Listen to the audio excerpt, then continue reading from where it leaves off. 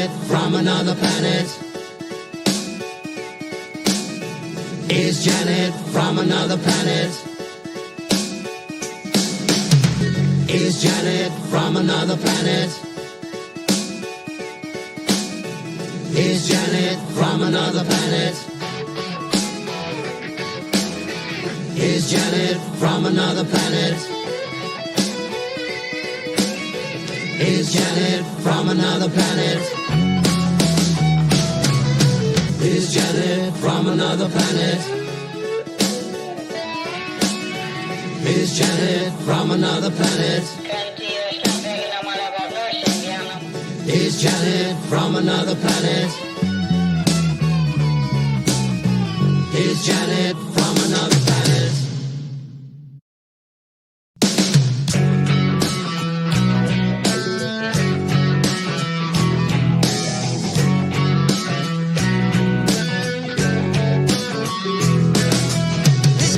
Is Janet from another planet?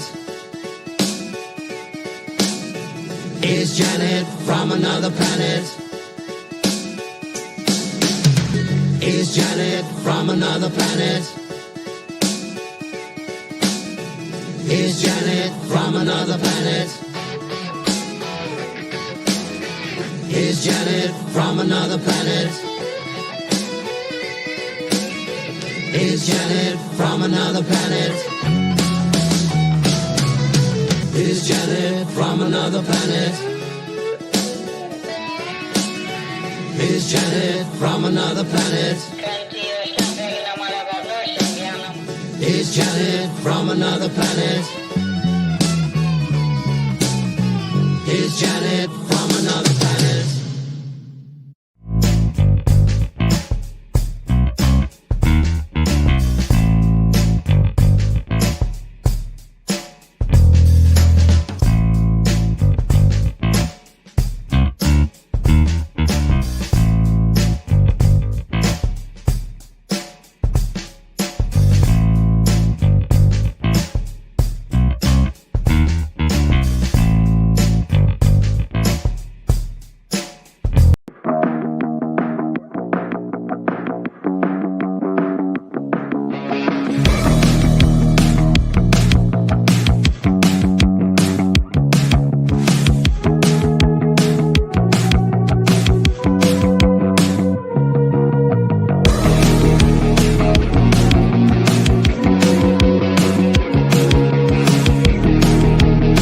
Today's digital landscape with the spread of false information can lead to dangerous outcomes. It's crucial for everyone to think critically and verify sources and reflect on the impact of what they share. Let's promote responsible communication to ensure that truth prevails and actions remain rooted in reality.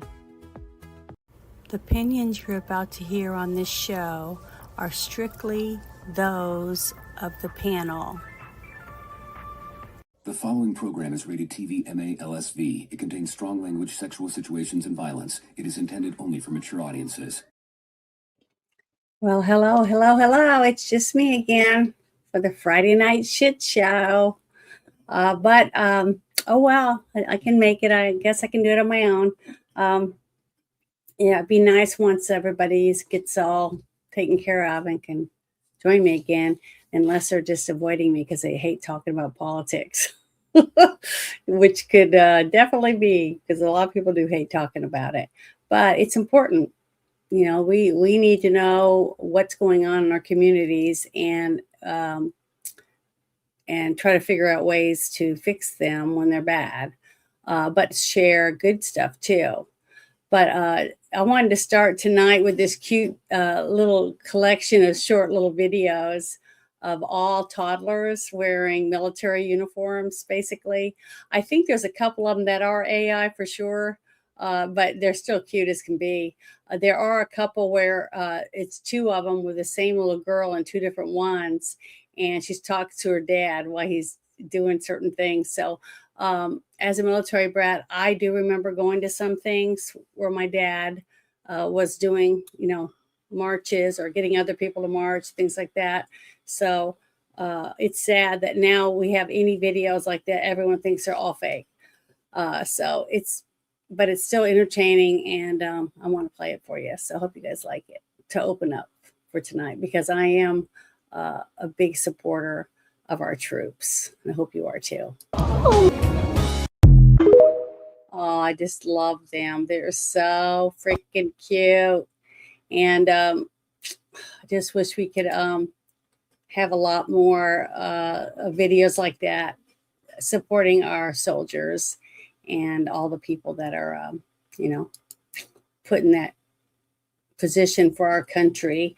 And I wish more people actually cared about what they're doing with their lives and what they're sacrificing for all of us. Just like we also need to give more support to, police officers, firemen, paramedics, all the other branches of military that we have. And, I just wish people were more respectful of people in authority, pulling over when the lights come on behind you, even if you're pissed off or you're mad or whatever the reason, just to save lives and stop bad things from happening. So before I do anything, I'm going to see if there's anyone in the chat. Oh, hello. Hi, baby girl. Thank you for coming here. And then I posted over in my Rumble. So everybody, thank you for joining me. And then thank you very much, Jackie Blue. I know you're going to be leaving soon to go to work, but I really appreciate the little bit that you're able to help me out. And I know I can't pay you, but I'll pay you with thanks. That's the best I can do. But thank you very much. Let's see. The very first thing I wanted to share was a couple of good things that I found that's starting to fall in line from all the things that we've uncovered so far. So this was the first one that I thought was really, really good, because things are happening and I wish we'd just be more patient about things. But I wanted to share this because it's J.D. Vance, our vice president. And he's talking about Pizzagate and about opening investigation into Pizzagate, the conspiracy theory stuff. And after he read a couple of emails from the, quite a few emails from the whole thing with the Epstein files, he said this. So I wanted to share it for you. Here we go. I'm probably more obsessed with this than most officials, okay? Probably more obsessed with this than most people even in this room, is when you see somebody who says something in an email that suggests, there's one email I read, and it's been a little while ago, but it was talking about, one person sent an email to Jeffrey Epstein saying, oh, there were some really nice pizzas and grape sodas or something like that. And I remember it sounded like the Pizzagate conspiracy theory, but here it was in an email from a guy. And my reaction to that was, we should absolutely investigate that person, okay? And, you remind me, I'm going to follow up on that to see whether we've investigated that person, because we should. We absolutely should. When you see evidence of sexual assault, sexual misconduct, regardless of whether you're powerful or not, in fact, you should probably investigate it more if you're a powerful person, right? I don't want powerful people, being involved in this disgusting behavior. I think that is great. The fact that our vice president of the United States would state that in public, knowing, that there's cameras everywhere. And maybe he did say it that way because he's expecting Congress and some other people to get out their ass, stop dragging their feet, and start supporting America first, like most of them ran on, and they've done nothing but sit and twiddle their thumbs most of the time they've been in there. They've done a couple of things, but they still haven't gotten all Trump's picks for judges to replace all these liberal judges that we have that are just doing this to criminals. And if we're expecting to start arresting people, how are we going to keep anybody in jail or even put people in court without some good judges? I mean, we already saw what happened. What's his name? I'm trying to remember his name. Comey. What happened? They brought him up and they basically said, oh, well, there was mistakes or something in the way they brought him up. So it's like, I'm sick of this Congress. They're so freaking lazy. They won't do their jobs. And maybe that's one reason why the president vice presidents, sorry, brought that up, because now that it's on there, people are going to start sharing and talking about it, and maybe it'll get some people to get off their tushies and do something. Because the very first video I ever had taken down on my YouTube was a 7-minute video that I posted. It wasn't even live. It was just a video about Pizzagate, basically. It was like Hillary Clinton and John Podesta emails and some stuff like that, talking about some of the, pizza parties and stuff. And they took that down and called me a cyber bully. So it's like, I hope something comes out of it.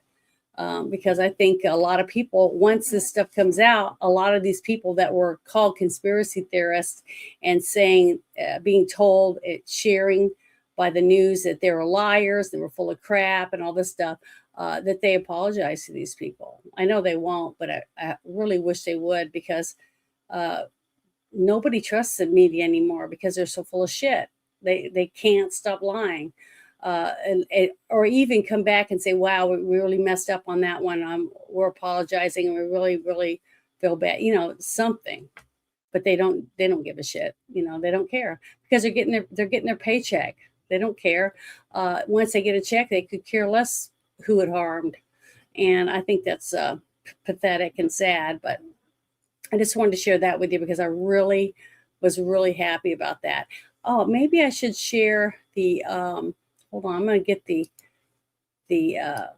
link for this, because I'm going to share it just so you could find it again somewhere else probably. But I want to share this in the chat because I got the chat replay to play later.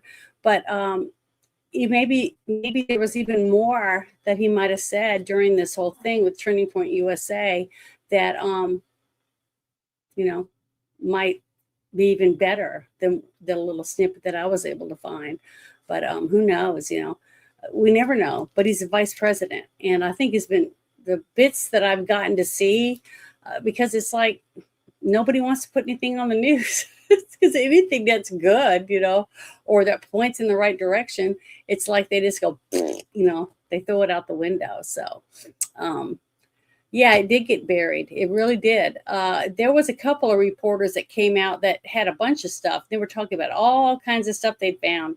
Remember the pictures that were hanging in Comet Ping Pong, down in the basement area where they had all those, ping pong tables and stuff. But I never saw any videos of people playing ping pong.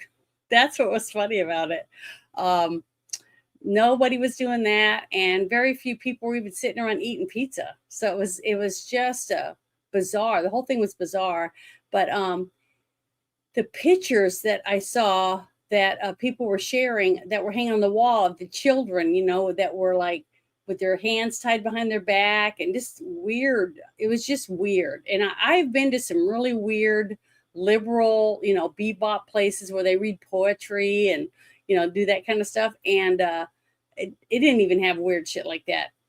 It just was nothing like that. But yeah, I know. Corey Feldman did get attacked over it. A bunch of people did. And all of a sudden it just died down because people were tired of trying to fight for something and have hardly anyone have their back. That's like you being in a group. Let's say you're in a group of 10 guys, right? And you're in a bar or whatever, and you're watching football and stuff. Okay. And some really bad call comes, and you stand up and you're yelling about what a crappy call that was. And a couple of your friends go, sit down, because the other teams, or they're wearing their shirts from other tables, are looking at your table. Right. And maybe you're not in your territory, you're in their territory saying it, but it still doesn't change the fact that they got ripped off. They had a bad call. And maybe later after, they look at it and look at the replay and stuff, they'll say, oh, it was a bad call. And you stood up for it, but the rest of them cowered, instead sat down and wanted you to sit down because they were getting embarrassed. That's the problem that I see. Is I get embarrassed all the time. Sometimes it's because I was wrong, but I get embarrassed because other people, like my sisters or other people in my family or my friends, might say, I can't believe you did that. that was, you drew attention to our table or whatever, it's like, so what? The waitress brought the wrong food, or the waitress brought the wrong drink. Oh, now they're going to spit in our food. It's terrible how paranoid people are today about everything, everything isn't a movie, everything isn't made up. Everything isn't a conspiracy. It really isn't. Just because you prove that there are a couple of conspiracies that ended up being truthful doesn't mean every single thing that's happening is a conspiracy. And that's one thing I do hate about a lot of people that say that they're America first. Every day, anything that happens when somebody dies or in their car wreck or anything, any natural deaths or whatever, or they drowned or, actual dying, people do die. It's all of a sudden, oh, they murdered them because they were about to do this or this happened or whatever. And that's what starts making it watered down so bad that the left always has a target. So it's pathetic that when you have real stuff. The reason I lean more towards certain things is because I saw that. I've talked about this and I shared that when it happened, that they voted not to release the names of the people that were taking money out of that slush fund and paying people off. You got some jerk that's walking through Congress and he walks up and he grabs some young intern's ass or something, and she turns around and slaps him and says she's going to sue him. Well, he just gives her a non-disclosure, says, sign this and I'll give you $10,000 and I won't do that again. See what I mean? He's still a scumbag for doing it. Okay. And if you're not a scumbag, why not release the names? Right. Well, see, they didn't. Look how many of them. There's 350 something. It's a little more than that, I think, that voted to not release the names, and the 65 that did. And they should be cheered, whoever they are, whether they're left, right, or center. The people that voted yes, release the names, the people have the right to know, they should all be applauded, right? That's what I think. But it just seems like the media, that nobody's talking about it. Nobody gives a shit. That's what's sad. Very few of us even give a crap. But, I do, and I'm going to voice my opinion whether anybody listens to me or not. I don't care. But it's important. I really do think it's important. But you're right. That's right. That was that slush fund. There's like $2 million in there, and it's our tax dollars. And they have it in there so that if somebody in Congress or whatever up there get accused of something, they have money they can take out and use it and make them sign non-disclosures so that to pay the people off, and sometimes that's good. Sometimes it looks bad. But when you have that many people voting against releasing the names, it's really bad. Especially, I guarantee you, if we could look up all those names, most of them were going, Epstein, Epstein, Epstein. I guarantee it. That's what makes them pieces of shit to me. That's how I look at it. But hey, Joe, thank you for stopping in. I really appreciate it. Yeah, I'm going at it again because I guess nobody likes to do, nobody wants to talk about politics with me.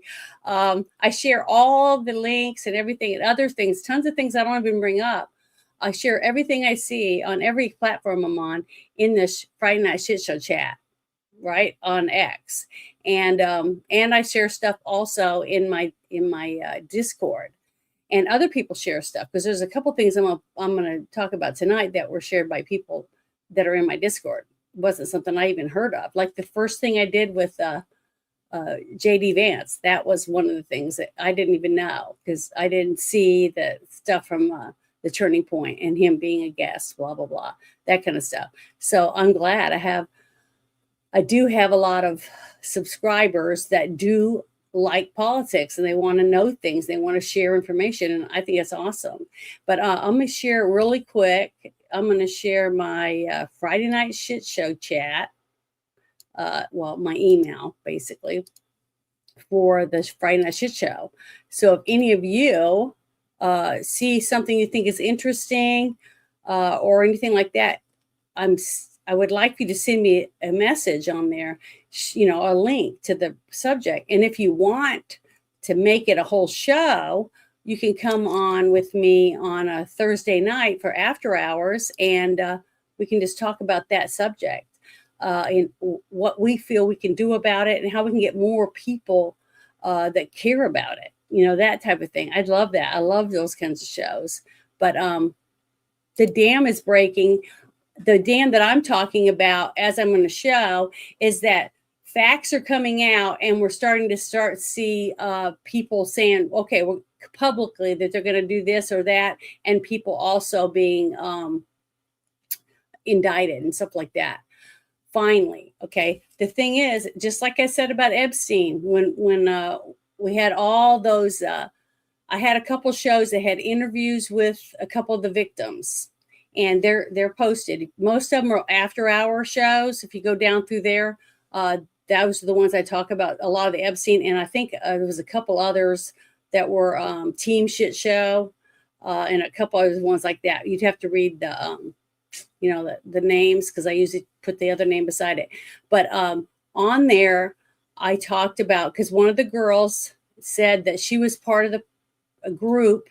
There was a big group of the girls that were, treated bad and raped and other things that happened to them on the plane, the boat, the island, and the ranch. And I think there was a couple of them that were at the New York apartment. So there's like 5 different locations that they stated. But the brother of Epstein paid out like $200 million to a bunch of the victims. And they signed non-disclosures and some other things because they just wanted to move on with their life. They're tired of all the pointing and, just, I can understand why, it's just like a rape victim. They are rape victims, but they just want to move on with their life. They just want to get married, have a family, and have a normal life. And they don't want everybody and their brother saying, can I interview you, taking their picture, following them around, So they decided to take money, right?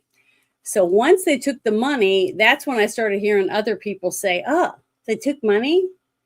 So now they're the bad guy because they took money. But until you're in their shoes, you shouldn't judge people that are in that situation. It's bullshit. So maybe those certain people that did certain things and took cash might not be able to testify in court. So I don't know how that works. I'm not a lawyer. I'm just saying that it's not going to be all these famous names that we think. I mean, one of the things that I saw from photographs, because I've been able to go through some of the Epstein stuff, and there was a couple pictures, and they had Bill Clinton sitting at a table, and you could see him looking, and everyone was smiling and enjoying whatever it was they were watching. So I don't know what they were watching, but it just showed people sitting at this table, and next to him was Mick Jagger. And then there was another guy sitting him, and he looked familiar, but I don't remember what his name is. It's just that I wish people would all go, when you have time, go to the Epstein files that they have on something.org and go look it up, because it's a government website. And just start going through the files. I mean, there's shit tons of them on there. But I'm sure that if you read about it and Googled it, you'd probably find certain ones that you want to look at over others. A lot of people are just going straight to the video files. I like the emails, and that takes a lot longer to read those. But to me, I think it's really important to read those emails. Just like what J.D. Vance was saying, some of the emails that he read when he heard the words nice pizza slices with grape soda, whatever that means.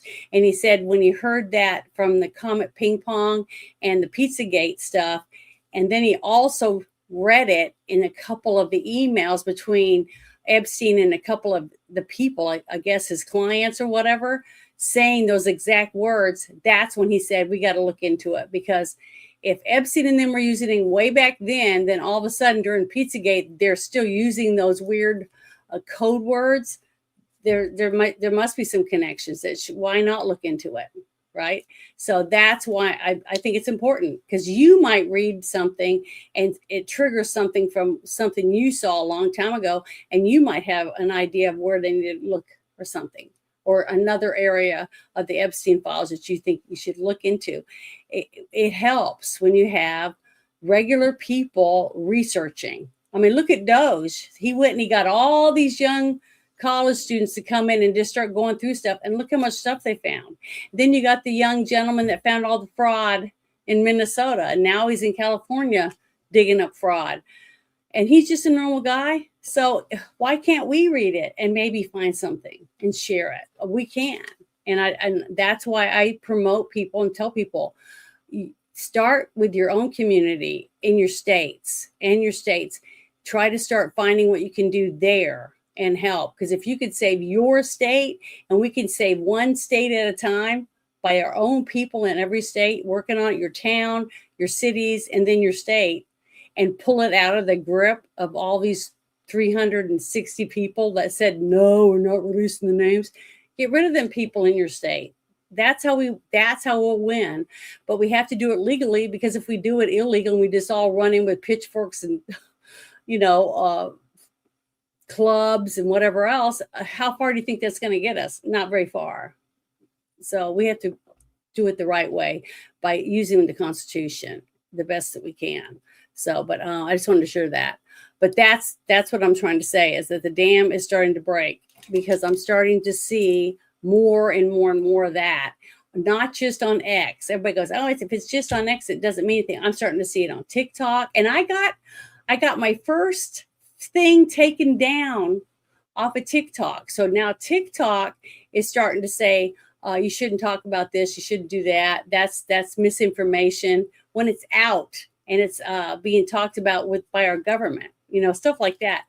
That's the same thing that Facebook used to do. And I guarantee you that Facebook is still censoring you. And if you're on Lemonade or some of these other platforms, that you might be getting squeezed too. But if nobody tells anyone, and I took pictures and I posted it back on TikTok about them taking this down, saying it was misinformation. And then I've shared it on my X platform. And I'm trying to think of what other ones. I think I've shared it on Instagram and in a lot of my different groups that I'm in, like Telegram, and I'm on Discord. So, all I can do is share it where I have it available. But you never know unless we make an effort, nothing's going to change if you don't do nothing, right? So you got to do something. Yeah. Pizzagate, insider trading. Yeah. Everything. Because they're all criminals. They're all criminals. And anyone that just, okay, a lot of people don't agree with me for this, but if you're walking down the road and you're shopping or whatever, and you got your wife with you or whatever, and you're shopping, and you look over and you see two thugs beating up a woman and taking her purse or whatever else, and you get your cell phone out and you just start videoing them, and you don't call 911 or you don't go over to assist to try to get the guys to leave, then to me, you might as well get arrested for that, because you don't even call 911. That's pathetic. I saw a woman, they were showing that hammer attack guy, some guy, I think he wasn't even a legal citizen. He was an illegal citizen. You see him walk up into the parking lot, and there's a car parked there, and he has a hammer, and he just starts beating this car. The front, back, sides, windows, everything. He's just hitting this car. And this woman that works at that store comes running out. And then he runs up to her and he hits her right in the head with that hammer. She falls. I mean, just bam, she hits the ground. And he just hits her and hits her and hits her all over her chest and body. And then he walks off. And she's just laying there unconscious. Then you see a guy on a bicycle rides up to the front of the store. And he gets off his bike and he's staring at the woman. And then he looks at the door and he's staring at the woman, and he looks around. He doesn't get his phone out. He doesn't run over to render aid. He does nothing to help the person laying on the ground. We're a cold society. We're getting to where we don't care. And it's getting bigger and bigger and bigger. And that's exactly what I think the whole thing with when Obama, I think it was in 2016, that he got the Smith-Mundt Act, altered basically to where basically the news can spread propaganda and not worry about being sued for it, and I think that's bullshit. I want to see that overturned. I want to see that changed, because the media at least in our country, should be telling the truth. They shouldn't be allowed to just post anything they want for a few dollars. You know what I mean? It's not much different than, remember there was what was the name of that? Not Global. It was, I'm trying to remember. There was a magazine. Oh, the National Enquirer. I don't know a single person that ever believed that National Enquirer was real. You know, Hillary Clinton had a baby with an alien. I mean, we had all kinds of crazy covers. Well, we could have that. We have that right now. We have shows like The View, and we have a bunch of shows on CNN and all these other channels, and they just talk about stupidest shit. And if you have any common sense, you're sitting there going, what the fuck are they talking about? You know, and they don't even have any evidence. They just start saying shit, and they're allowed to say it. And I don't think that's right. Not when they're the news. If they're supposed to be the news, they should only report facts that they have collected. And if they get a bunch of names or whatever, and they shouldn't say people's names or anything until they have facts to back it up, because you might ruin someone's life by saying, oh, this person was the one that robbed the bank, and show his picture because you saw it on Facebook or whatever, even if it's not real. And then later on the guy gets fired, you know, because that's his job or whatever. It's terrible. We've got to try to curb all this false advertising, fake crap, slander, you know, standing around with your cell phone taking video instead of trying to help people. I mean, I'm just glad where I live right now, people aren't like that, at least that I've run into yet. They open doors for people. They're friendly. They say hello, have a good day, stuff like that. When you're just walking past them, they wave, you know. Gosh, it's nice, because I've lived in a couple cities, and I'm telling you, it's not the same. But New Orleans wasn't that bad. The crime rate has gone up since the whole thing with Katrina, but it's not as bad as some other areas that I've been. I mean, I've been places that I didn't even feel safe walking down the road, even 4 blocks. And I had my purse like this, you know, basically thinking I was going to get robbed just walking down the road because of just all the terrible crime. I mean, it's just horrible. And it has gone up down there. But, you know, every time we get a new mayor, it gets better for a little while. You know what I mean? It's really weird. It's like they put a bunch of people out there who are happy because if they feel safer, they can go to the park, they go to the zoo, you know, get out of the parking lot and not feel like, you know, that they're going to get mugged when they go to the World War II Museum or go to the Insectarium and, you know, with their families, things like that. And then all of a sudden, within like 6 months, where they start getting like tighter and tighter on the budget, and they start pulling cops. It's just funny that it seems like it's always the same thing. Instead of the people in offices and stuff taking a little less money for their job, they cut the officers' hours, you know. And I had a couple friends that were police officers that ended up having to drive a Pepsi truck on the side just to make ends meet.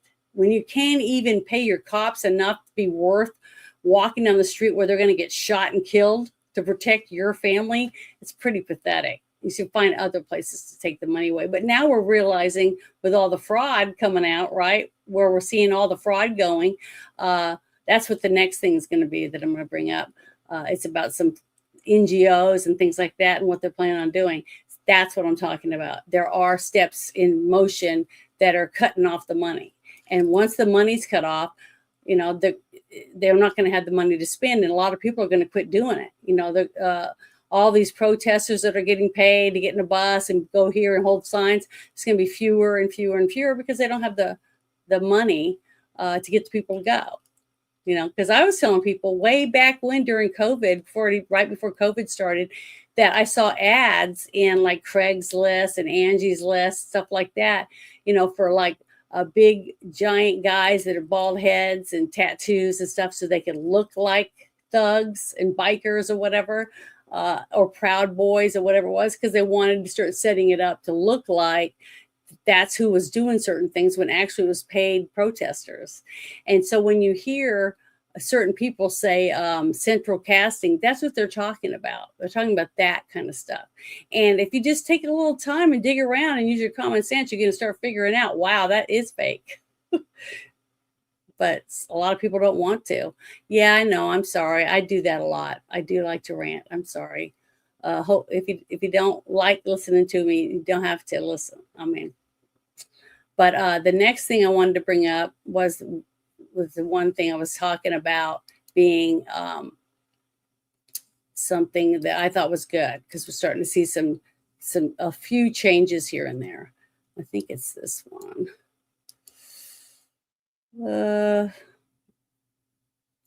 Maybe let me open this and see. Yes, it is. This is it. Okay. This is one of the things that I was reading, and I thought, wow, this is pretty cool. Okay. He's talking about what he's planning on doing about shifting the way things are going and where people are getting money, and to stop. It says foreign aid will now go straight to national governments. No more routing billions through NGOs.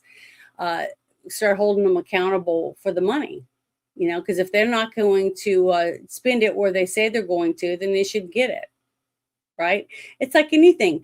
How many banks are going to loan you money when they find out the money you're supposed to be paying for your house payment or different things like that is going for you to go to the casino, something like that? They're not going to let you just keep doing it because they're losing money.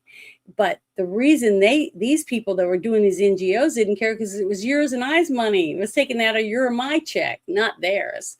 So when they stop doing that, they're not going to have money. Let's see how hard it is for them to actually get somebody to donate money or invest money into something when it means stupid shit, like what we saw lots of this Doge was digging up.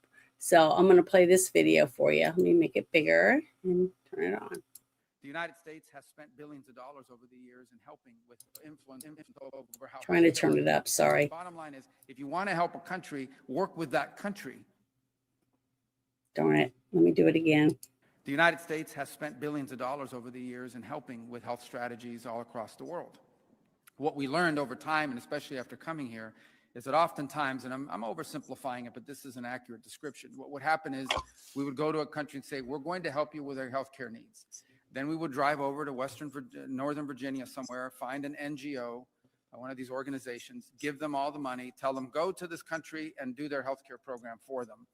That NGO would then take about, some percentage of that money for their overhead and administrative costs. And by the time it got down to it, the host country had very little influence. It was sort of imposed on them.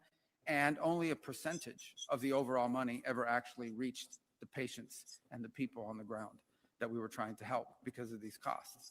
This makes no sense. So why are we hiring American and international NGOs to go into other countries and run healthcare systems that are parallel and sometimes in conflict with the healthcare systems of the host country? If we're trying to help countries, help the country. Don't help the NGO to go in and find a new line of business.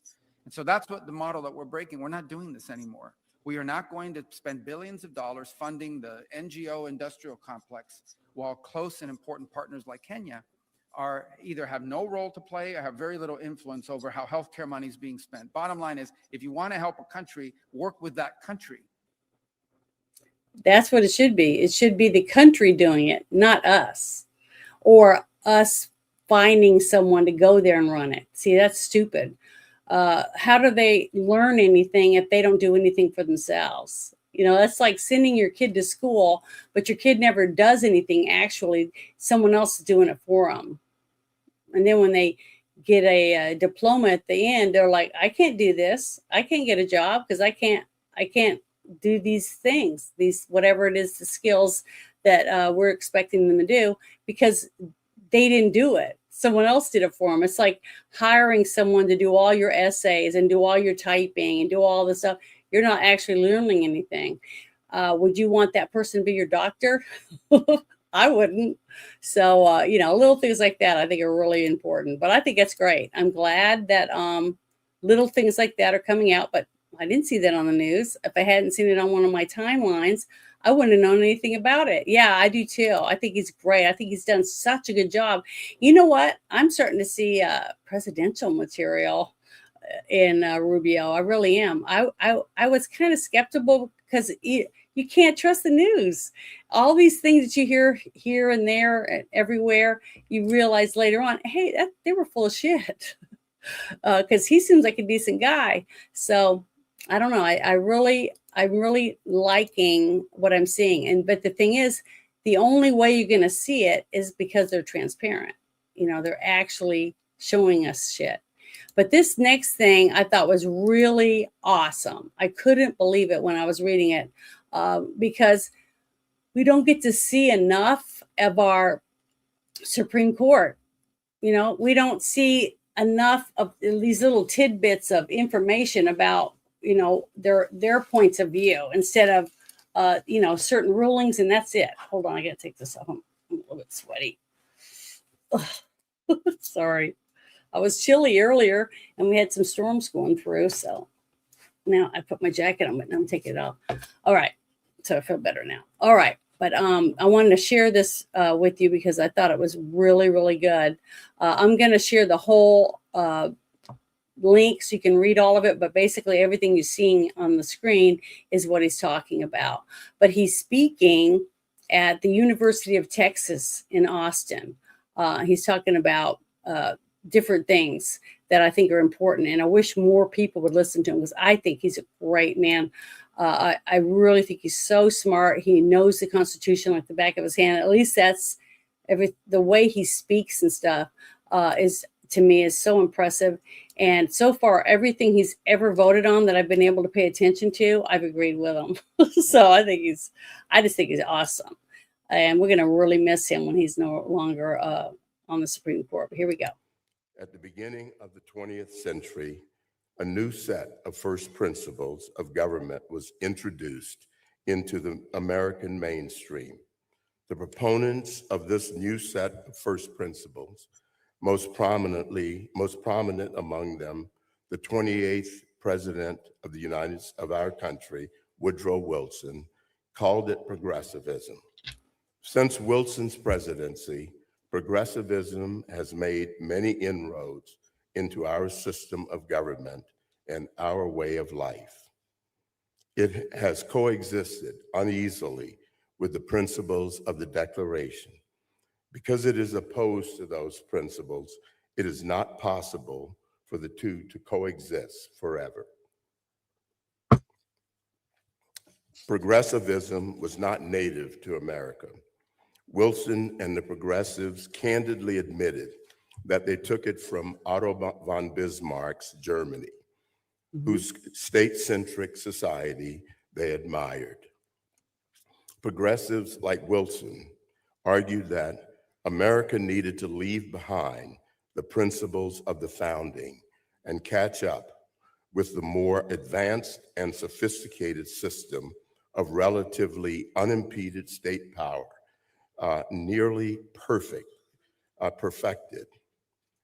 He acknowledged that it was a foreign science speaking very little of the language of English or American principle, which offers none but what are, to our minds, alien ideas. He thus described America, still stuck with its original system of government, as, quote, slow to see the superiority of the European system. Progressivism was the first mainstream American political movement, with the possible exception of the pro-slavery reactionaries on the eve of the Civil War, to openly oppose the principles of the Declaration. Progressives strove to undo the Declaration's commitment to equality and natural rights, both of which they denied were self-evident. To Wilson, the unalienable rights of the individual were, quote, a lot of nonsense. Wilson redefined liberty not as a natural right attendant antecedent to the government, but as, quote, the right of those who are governed to adjust government to their own needs and interests. In other words, liberty no longer preceded the government as a gift from God, but was to be enjoyed at the grace of the government. The government, as Wilson reconceived it, would be, quote, beneficent and indispensable.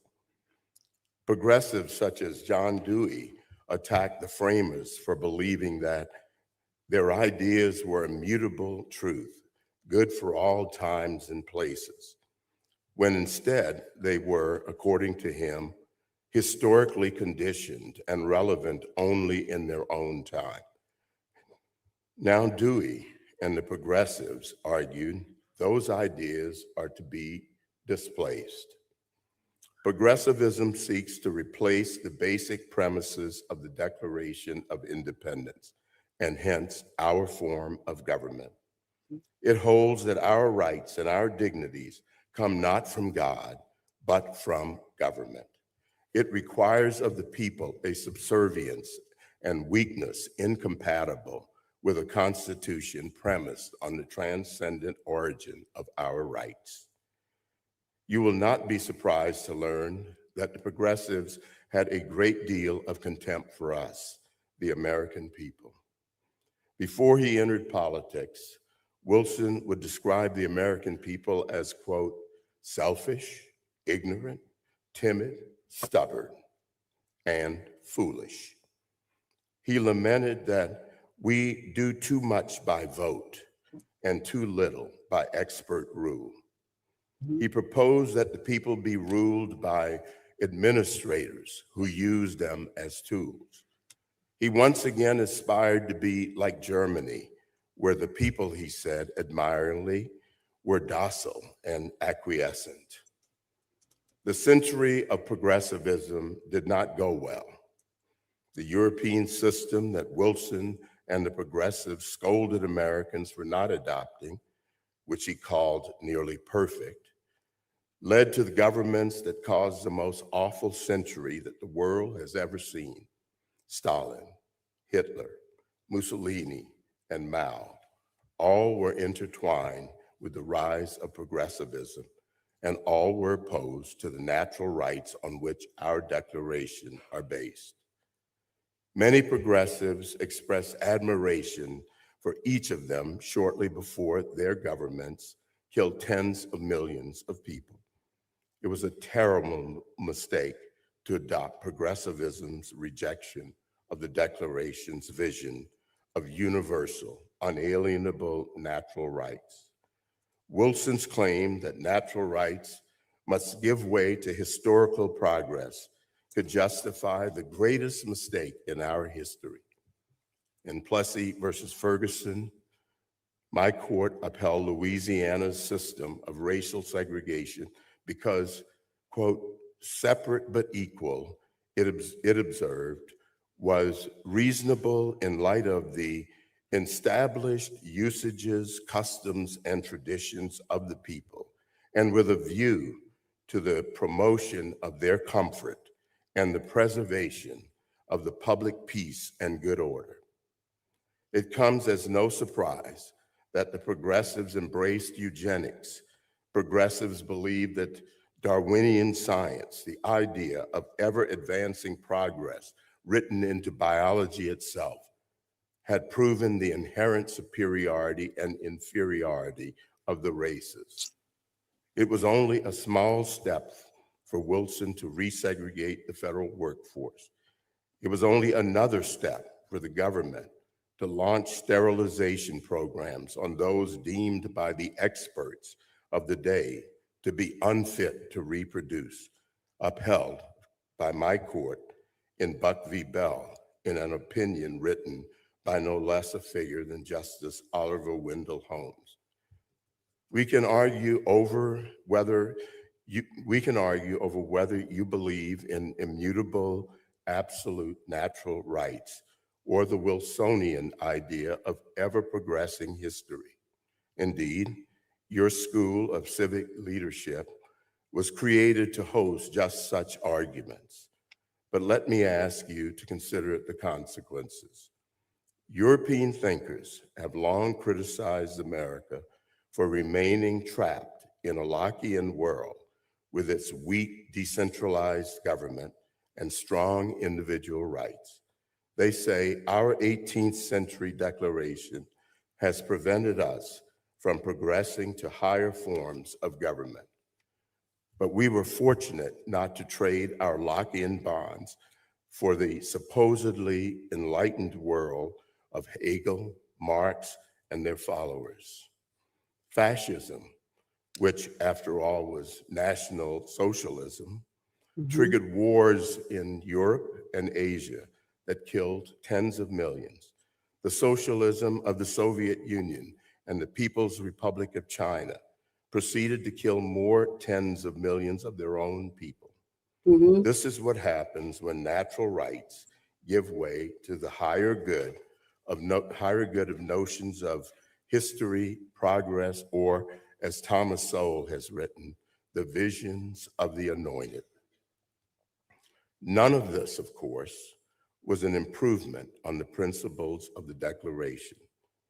Tocqueville's Democracy in America is largely about how America owed its superiority over Europe to its conscious decision to reject central planning and administrative rule, root and branch. Progressivism, in other words, is retrogressive. As Calvin Coolidge said on the 150th anniversary of the Declaration, and I quote, "If all men are created equal, that is final. If they are endowed with inalienable rights, that is final. If governments derive their just powers from the consent of the government, that is final. No advance, no progress can be made beyond these propositions. If anyone wishes to deny their truth or their soundness, the only direction in which they can proceed historically is not forward, but backward, toward the time when there was no equality, no rights of the individuals, no rule of the people." When Abraham Lincoln addressed the assembled crowd at Gettysburg, they had gathered to memorialize the past, but Lincoln's address urged them to not do so with complacency. Instead, Lincoln said they should look to the past as inspiration to take them to greater heights in the future. And I quote, "It is rather for us to be here, dedicated to the great task remaining before us, that from these honored dead, we take increased devotion to that cause for which they gave the last full measure of devotion, that we were highly resolved that these dead shall not have died in vain, that this nation shall have a new birth of freedom, and that this government of the people, by the people, and for the people shall not perish from the earth." As we are gathered to celebrate the 250th anniversary of the Declaration, it may be tempting to do so as if we are passive spectators. It may be tempting to enjoy our tea and crumpets, treat the Declaration like a shiny object or a keepsake, and listen to the sound of our own voices. We could get into debates over whose conception of the founding is better, over how we are so much better than our founders were, over what we would do differently. We could be careful to not do anything that exposes us to criticism, costs us friends, or hurts our career prospects. But in my view, we must find in ourselves that same level of courage that the signers of the Declaration had, so that we can do for our future what they did for theirs. Each of you will have opportunities to be courageous every day. Whether your calling in life is as a day laborer, a stay-at-home mom, a small business owner, an educator, an office worker, a judge, or some other endeavor. It may mean speaking up in class tomorrow when someone around you expects you to live by lies. It may mean confronting today's fashionable bigotries, such as anti-Semitism. It may mean standing up for your religion when it is mocked and disparaged by a professor. It may mean not budging on your principles when it will entail losing friends or being ostracized. It may mean running for your school board when you see that they are teaching your children to hate your values and our country. It may mean turning down a job offer that requires you to make moral or ethical compromises. One thing I do know to be true. It will mean waking up every day with the resolve to withstand unfair criticism and attacks. These are the choices that will confront you, and you must decide whether to respond with timidity or with courage, as the signers of the Declaration did. It will, of course, not be easy. It never is. But if, like me, you need a greater source of strength than yourselves, you will need to rely on your faith to guide and to sustain you through it all. You will disappoint people you thought were friends and endure personal attacks, as well as attacks on those you care about.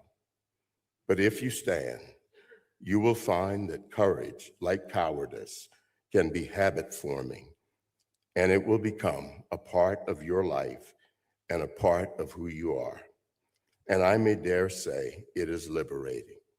You will also be a living example for others to emulate. So by all means, celebrate the Declaration of Independence. It is the most important act of American history, the foundation of our Constitution, and as Lincoln said, the sheet anchor of our republic. But I implore you to celebrate it by standing up for it, by defending it, and by recommitting yourselves to living up to its ideals. Channel the courage of the men who faced down a king and signed it, or a president who led the nation in a civil war, rather than permit this House to be divided by the great contradiction of slavery. Take increased devotion to that cause for which they gave the last full measure. And with a firm reliance on the protection of divine providence, let us mutually pledge to each other our lives, our fortunes, and our sacred honor. Thank you, and may God continue to bless our country. Yes, God bless America. I thought that was a beautiful speech.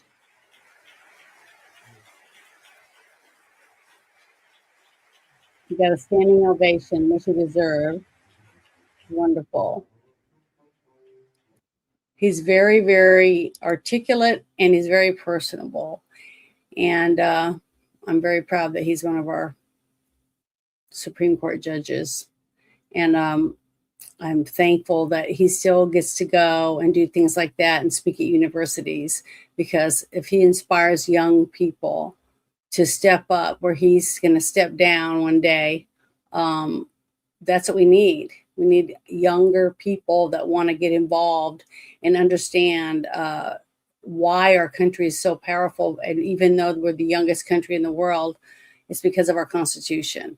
And anyone who doesn't believe that, it's no idea what real freedom is, I guess. But that's how I see it. So I'm very thankful to have someone like him on our Supreme Court.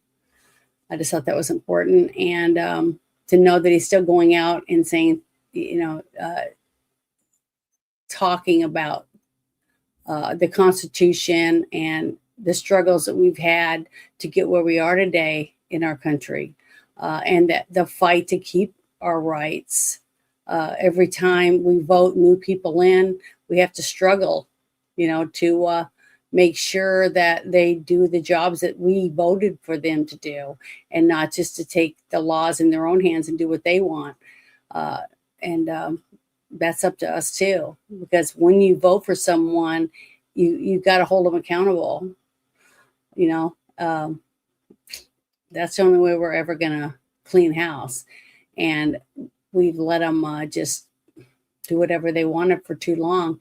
so many states are already, I don't know if they can be saved, honestly. In some cities, it basically, we're going to get a really good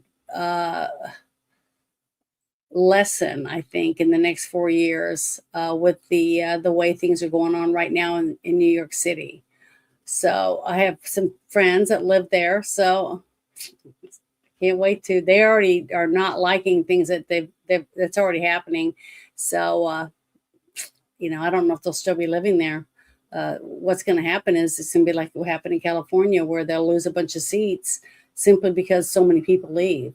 And when you leave a state and you take your millions of dollars with you and your businesses and whatever else with you, you're going to start seeing the belt getting tighter and tighter, and them trying to grab money from other places to fill the gaps of all the people that are running, saying this is bullshit. I mean, people were leaving California in droves and going to Texas and Florida and a few other different states to move their business because their taxes were so bad they just couldn't afford to stay in business in California anymore. And I mean, look at them. They have rolling blackouts all the time simply because they've closed all their nuclear power plants because they're just not very smart. They're being mismanaged terribly, and people don't have water to water their crops. They don't have enough water to even put fires out. You have empty reservoirs. People are buying homes for $500,000 and finding out that they don't even have water to put fires out where they're building their homes or where they're putting their houses. So it's pitiful and pathetic because people aren't asking the right questions. And it's really sad to know that you have a realtor that's selling you a house knowing that if there's a fire, your house is going to burn down because there's no water. And the fact that you can't even collect the rainwater to have to water your own property with, because you can get arrested for that. It's ridiculous. The regulations are in California. And it was funny the other day, I was listening to somebody complain on one of these platforms about how much they pay $6 and something a gallon for gas. And I was like, well, I pay $2.86 is what I paid a couple of days ago in the state that I'm in. And I said, well, it sounds like you got a shit ton of taxes added to your gas each gallon that you're paying for. Why don't you look into your state and find out why it's so expensive? You can't blame that kind of shit on the people that are president right now, even if it was Biden. If it was Biden or someone else that was president and your gas was $6, $7, $8 a gallon, are you going to blame Biden for that too? You can't. You have to look at your state sometime. Your state has a constitution. Your state collects taxes. So we all have to look at our states also and not point the finger at the one president and think that the president has say over all the states. Well, guess what? The only thing the president has control of basically is federal stuff. He can't send a bunch of people in. Even if you have a tornado or hurricane or something like the earthquake in your state, the governor is supposed to ask for help. Send us, the National Guard or whatever you can get to come to our state and help us. That's what they're supposed to do. Why? Because we each have constitutions for our states. A federal government can't just come in and do whatever they want. That's why we are the country that we are. And so many people don't have a clue what any of that means. Let's see what you posted on here. Yeah. Mm-hmm. Yeah, you're right. And I ran, it was like, I think it was early last year, about maybe in January or February last year, I had a couple of interviews with a man. I think he was a pastor. I'm not 100%. I'd have to go back and look, but God, I've had so many shows. It's really hard to remember all of them. And he was talking about how they had brought refugees from Islamic groups of people they were bringing in, and they were all on aid, right? So what they did was they had like whole streets with hundreds of homes on them, on these two streets, and that they had put like a husband and a wife in one home, and then a single woman, and single woman down the houses on that one little area down by that guy's house. And kind of find out he was sleeping with all those women. He was helping these women have babies, but to them, they were married. They did whatever their rituals were, but in our country, they weren't. So basically, that's what they do. They come here, they have 4 or 5 women or concubines, whatever you want to call them, and one wife, I guess you could say. And then they have bunches of children. And then after the children grow up and they're paid for and everything by us, basically, health care, eye care, schooling, then they go to college and they run for office. And then they get married and they do the same thing. They have 5 or 6 women that are wives. So they're out producing babies than anyone else around them. And they slowly take over that community. And now they've taken over the city council and this and that and the school council and different things like that. And next thing you know, they build their new mosques, and stuff like that. And they still pray in the street, even though they have a church to pray in. But we're supposed to bend over backward for them when they wouldn't do that with a Christian church, stuff like that. That's the problem. When you twist the law this way or that way for other people, and you're not doing it for this group of people, that's not fair. That's the whole thing. It's supposed to be balanced. And if that guy breaks the law and this guy breaks the law, they should both go to court and do whatever. The same exact procedures for both of them because they both broke the same law. So you can't treat one person one way and another. That's why the people are upset. That's why we're trying to vote people that we felt were going to put us first, the people, the ones who go to work, pay their taxes, trying to raise their families, pay their bills on time, do all that, and they're still struggling from one check to another.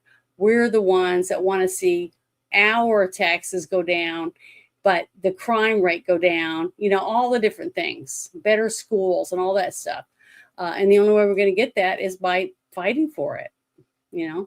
I used to just go to the school and volunteer to help out and go through the library books and make sure that the books are appropriate for the age groups that they were on their shelves for. Maybe that one high school book got put into a lower grade school shelf. You just don't know because you don't have enough help. But if people volunteer and do those things, we'll know more about what's going on in our schools, things like that. But a lot of people can't do that. I only did it one day a week because that's the only time I could do it. It was one day a week when I had my day off. So, that's all we can do is step up to the plate, and start putting our money where our mouth is instead of doing all the talking and not doing any action. That's another reason why we're in the position we are. Let me see what this one is. Hold on. But yeah, I thought he did a really good speech.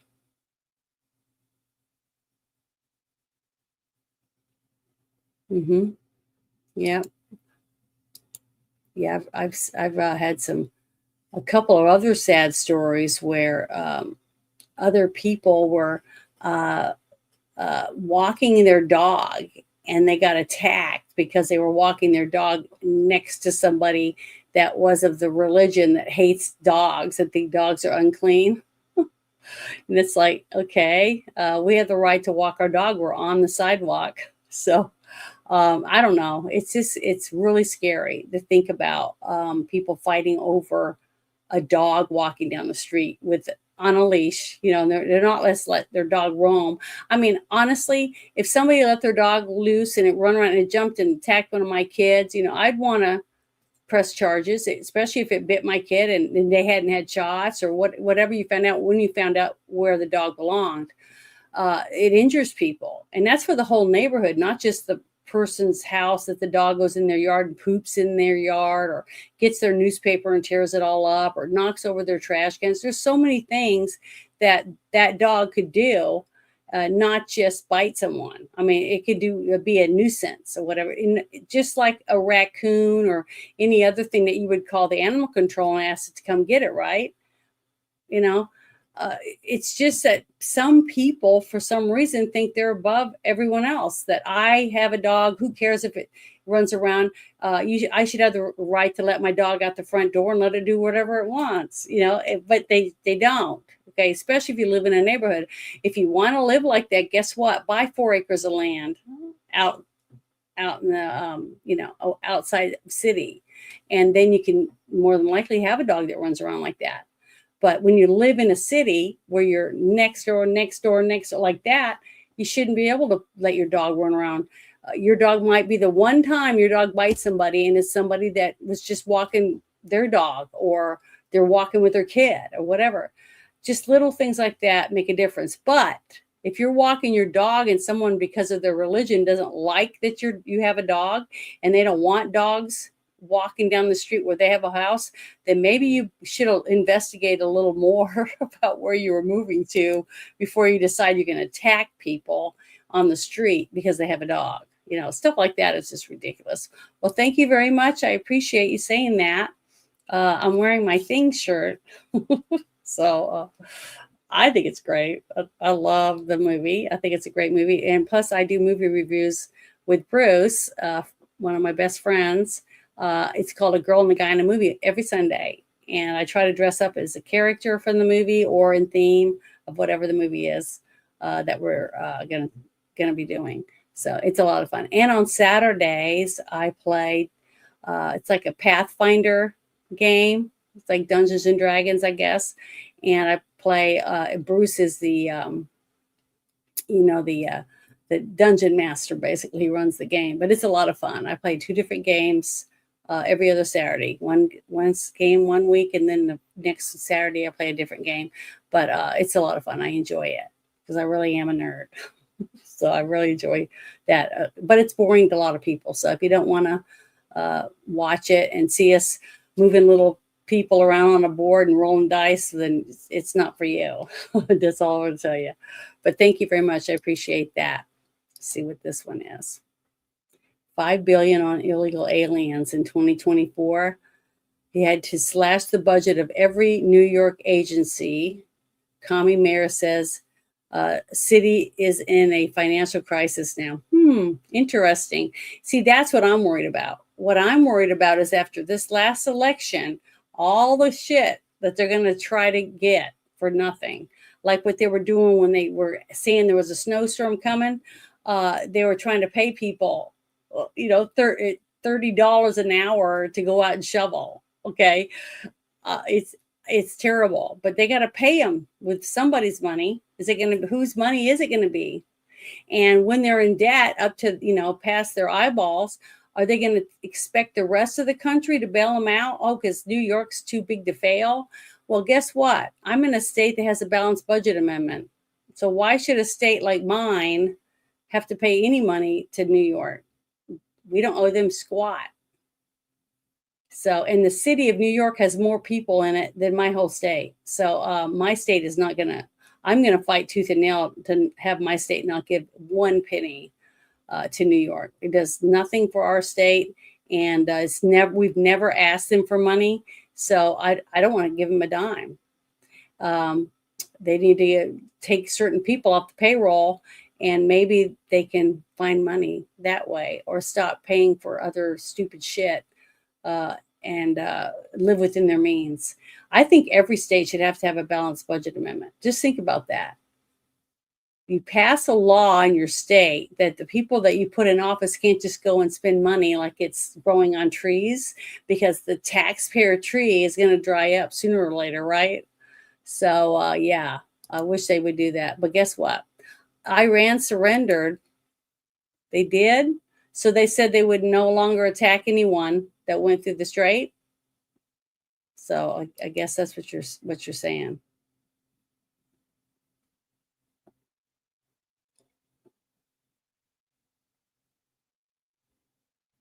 Well, we still there's still one person I know of that's in jail that he hasn't been able to release because she's been imprisoned in her state. It's not a federal court. It's Tina. I'm trying to remember what her last name is. Darn it, I just went blank.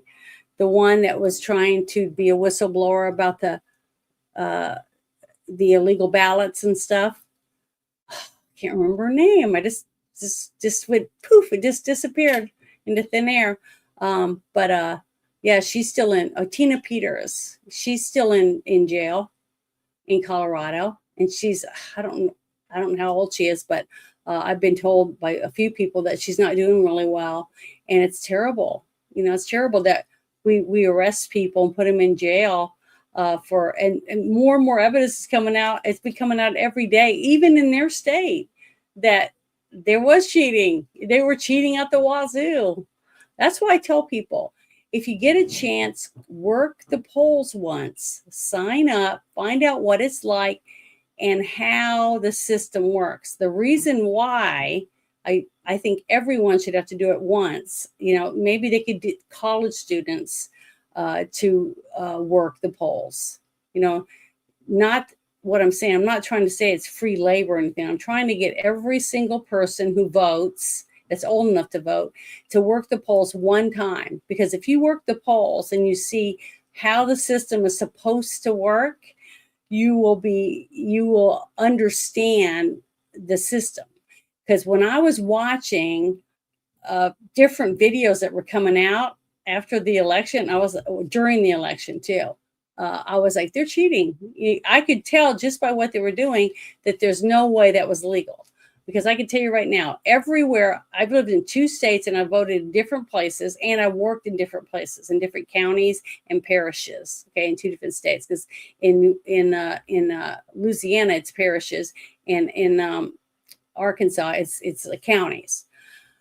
Well, I can tell you right now, you hand them a ballot when they sign, and you see prove who they are, and then you don't touch it again.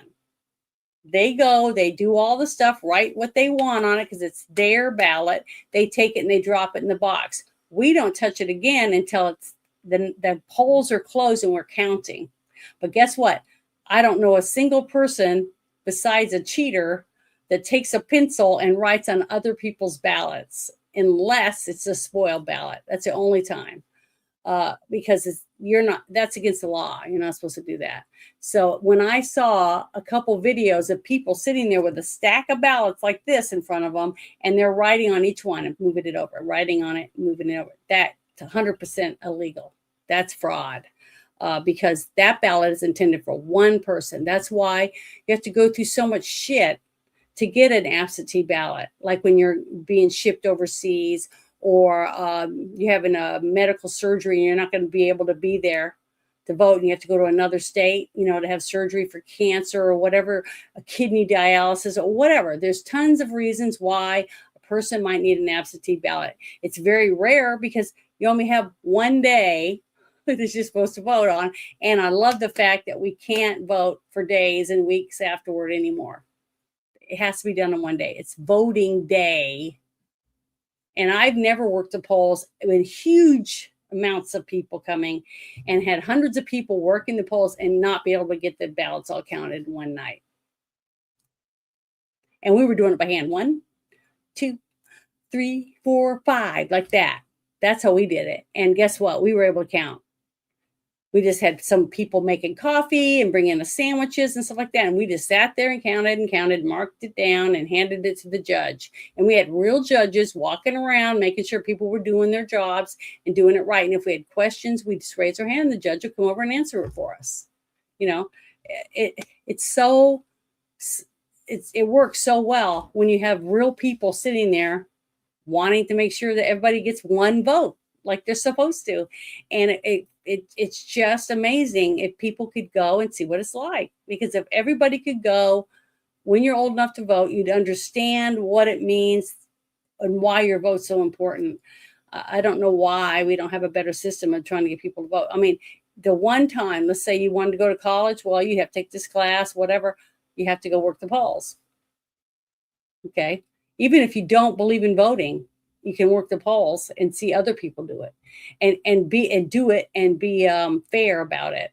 Because if you ask them their name and where they live, and then you'll have them fill out the stuff that goes down the thing, they show their driver's license, whatever ID they have, and then at the end they get a ballot, and then they go to their booth and they mark their stuff and they go back and they drop it in a slot, they get a sticker and they go home. The next day, they find out whether or not the judge they voted for, or the new county clerk, or whatever it is, they get to find out who wins. That's how it's supposed to work. And it can work that way if you have real people that actually care about whether or not it's legal. Once you have that, guess what? It works really well. And it has been for hundreds of years. But apparently, as soon as the voting machines got in and the hanging chads and whatever else dumbass stuff they do instead of a pencil making a mark, once you change that, it got worse and worse and worse. It's just then going downhill. It's like people are too stupid to sit there and count ballots. That's ridiculous. People aren't that stupid. We could do it. It's just that certain people say, well, there's not enough people. They're too old. We can't get enough people. Whatever the reason, they always make excuses so they can get some company that's going to make money, because we're going to pay them, the taxpayer, to make these machines that can be cheated with. No, I'd rather have people, their asses sitting in a chair and them counting them. That's how it should be done. And that's what we should be doing, period. Yeah, it was ridiculous. It won't be like that anymore. It's only going to be one day like it should be. Unless an earthquake hits or something like that. And guess what? Then you fill out the right paperwork and you get the people from other states to come and help that state fix whatever they need so that they can have fair elections for people. That's how you do it. And it will be a special election that they have to do it that way because they had an earthquake or they had forest fires that burnt, millions of acres, or, whatever the reason, flooding, mudslides. I mean, there are exceptions to the rule, but not because, we don't have enough people, or we can't let anybody in here because we got the windows covered because we're not letting people see what we're doing. And when you got to cover the windows and things like that, you're not doing something you're supposed to be doing. Sounds pretty suspicious to me. But this next thing I wanted to bring up was another thing that I think is awesome. And another person that I feel like is trying, to make the effort to do the right thing for the country. So here we go. Let me make sure it's the right one. I'm going to open it. Yeah, that one, number 14. So give me 1 second. Yeah, here we go. I thought this was pretty good too. Secretary Robert F. Kennedy Jr. confirms nearly all of the 1.4 million people purged from the taxpayer health care are illegal aliens. I just thought this was really interesting. So I'm going to play this for you because I'm sure you probably, if you haven't heard it yet, let me turn it up. And then I'm going to share this in the chat. I've been trying to share other ones. You can go up and down, scroll up and down. You can see because I put that little topic and the link in there. So you can copy and paste it somewhere else. Keep it in your bookmarks or whatever. Here we go. So we've got next 10 years. So over $1 trillion comes out over the next 10 years. Report after report says 15 million by 15 million people could lose their health insurance. How is that a cut? Okay, let's talk about that. Is only a cut in Washington D.C. Have you met with any of the 1.4 million people who have lost their health insurance just this last year from dropping off of Obamacare? Have you sat down and talked to those folks about the fact they won't have their health insurance again? They're almost all illegal immigrants.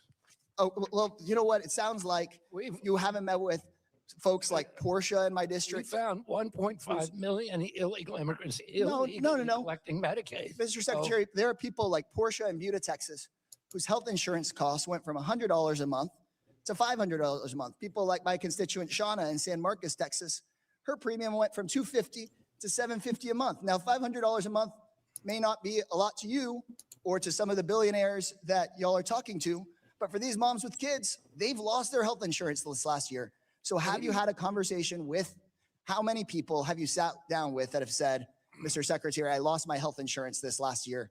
What are we going to do about it? 87% of the people who are on Obamacare are paying less than $96 a month.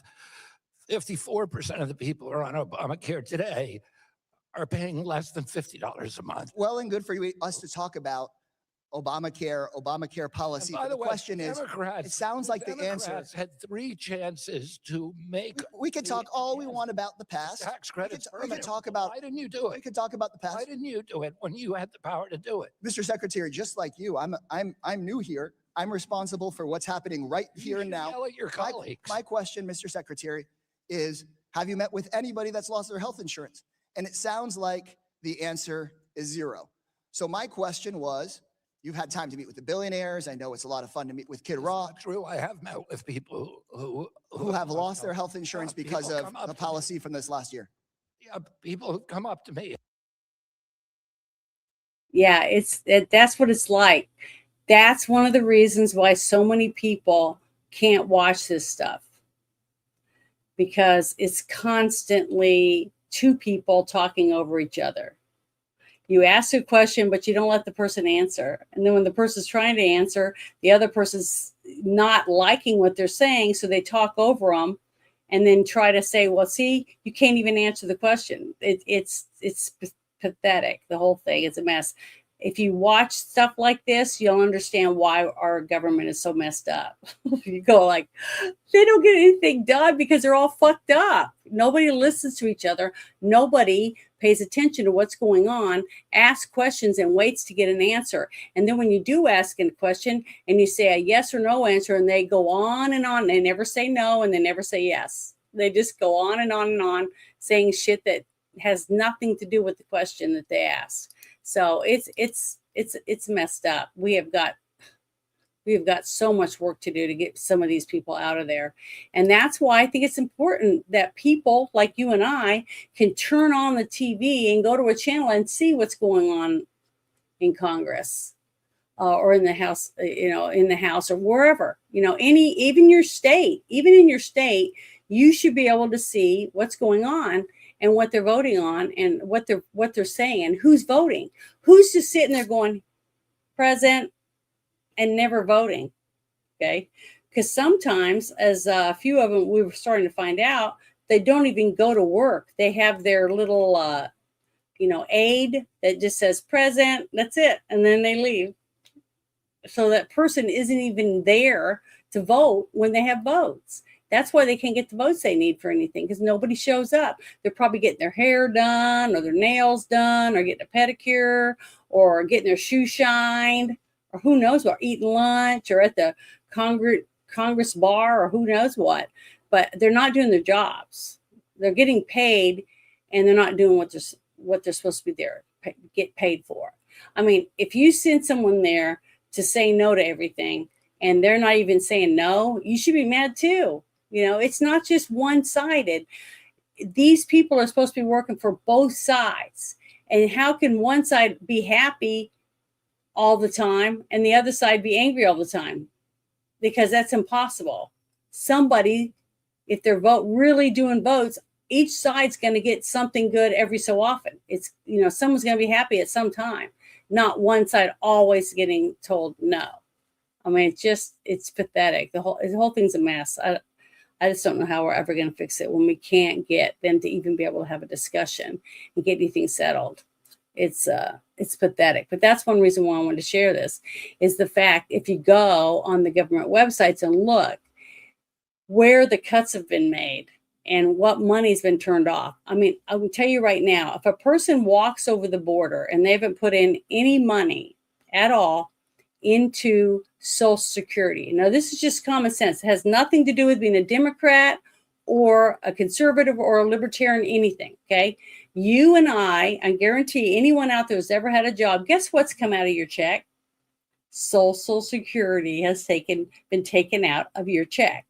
So you have something to lose when they take that money and give it to someone who didn't put one dime into the system yet, but they're paying their bills with it. See, that money should never be able to be taken and given to anyone who hasn't put the money in, period. I mean, I might be putting money in, but I'm not going to get back the same amount of money when I get those little checks, or the little thing in the mail that tells you you're going to get this much money each month if you retire at this age or whatever, that different thing every so often. I haven't gotten one in a long time, it seems like, but every so often you get that. And when you see how much money you've paid in, and then you start adding up how much money you're not going to get back, it's pathetic. It's really pathetic. But then you find out that these people are getting a school for their kids, an apartment to live in, a cell phone. They get to go to the clinic whenever they need. They can go to the eye doctor. I mean, they're getting all these benefits, and they haven't put anything in. They haven't paid anyone. They're not even legal, so they can't take money out of their check. But guess what they're doing? They're going to Western Union and they're wiring money back to their mom and their sister and their brother in another country. That's who's getting the benefit. That's the one who's getting the money, not us. So I'm sorry. You know, they pay taxes when they go to the restaurant, if they go to Taco Bell or if they go to some other restaurant to eat dinner. Yeah, they're paying the taxes that you would pay when you buy that meal, but they're not taking it out of their check. When you go pick them up in front of Lowe's or National Home Center or a feed store or whatever, and they go back and they do work for you and you pay them cash, who's taking taxes out? Are you taking it out before you give it to them? I doubt it. So I hear so many lies about how they're paying taxes. They're paying taxes. No, they're not. They're not paying the same taxes you are. How much money? Go find an illegal and ask him how much money he's put into the Social Security system. You know, I'd like to see some of that. I'll put the Friday night shit show chat email back in there, and I'd love to see some. But some of you send me documentation showing how many illegals have paid Social Security or some of these other state taxes that you pay. Yeah, they buy gas and they're paying cash and they're paying taxes on that gas. Why? Because you paid them under the table with hundreds of dollars for whatever labor they did, but they didn't pay in Social Security. They didn't pay for the police department. They didn't pay for any of the other stuff like that you're paying for. They didn't pay school tax. You see, we're getting ripped off. But apparently people like going to work and taking some of their check and just handing it to the people that aren't putting any money in the system. They think that that's okay. Well, I'm not happy with that. When I have money taken out, I always say, I wish I could pay more towards the veterans, because guess what? They've already put time in. And if they're going to get, glasses or go to the dentist or go to the doctor to get x-rays or get medicine, I'm all for that. I'm all for having some of my taxes taken out for that purpose. Why? Because my grandpa was in the military. My dad was a lifer in the military. So, I believe that our veterans deserve a place to live and medical care before an illegal citizen that hasn't done anything for my country, hasn't paid taxes in here. Yeah, they might mow someone's yard or help build a house, because somebody that doesn't want to pay very much money out to people will go and pick them up somewhere and bring them and pay them under the table. So they're ripping you off. The person who's hiring these people is ripping you off also. So I hope you guys are enjoying that part of it. I'm not. But I just want to say, let's see, who else is in here I haven't seen?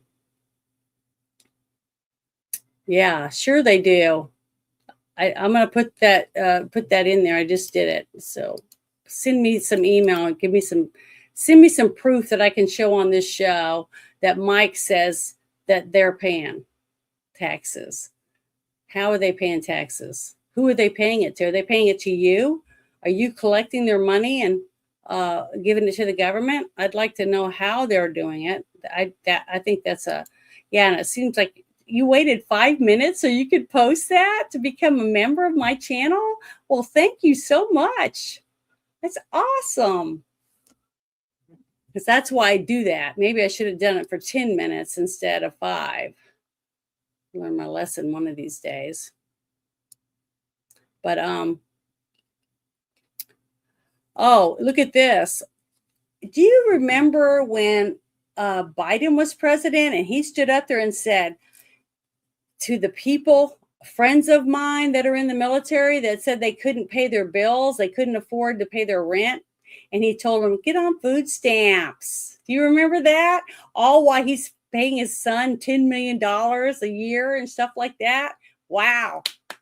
Bravo. Proud of you. Are you proud of yourself? Yeah.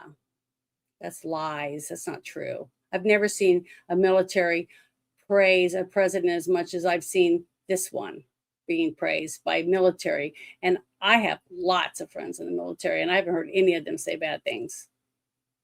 Some of them aren't even in the military anymore, and they praise them. But congratulations on getting your little 2 cents in.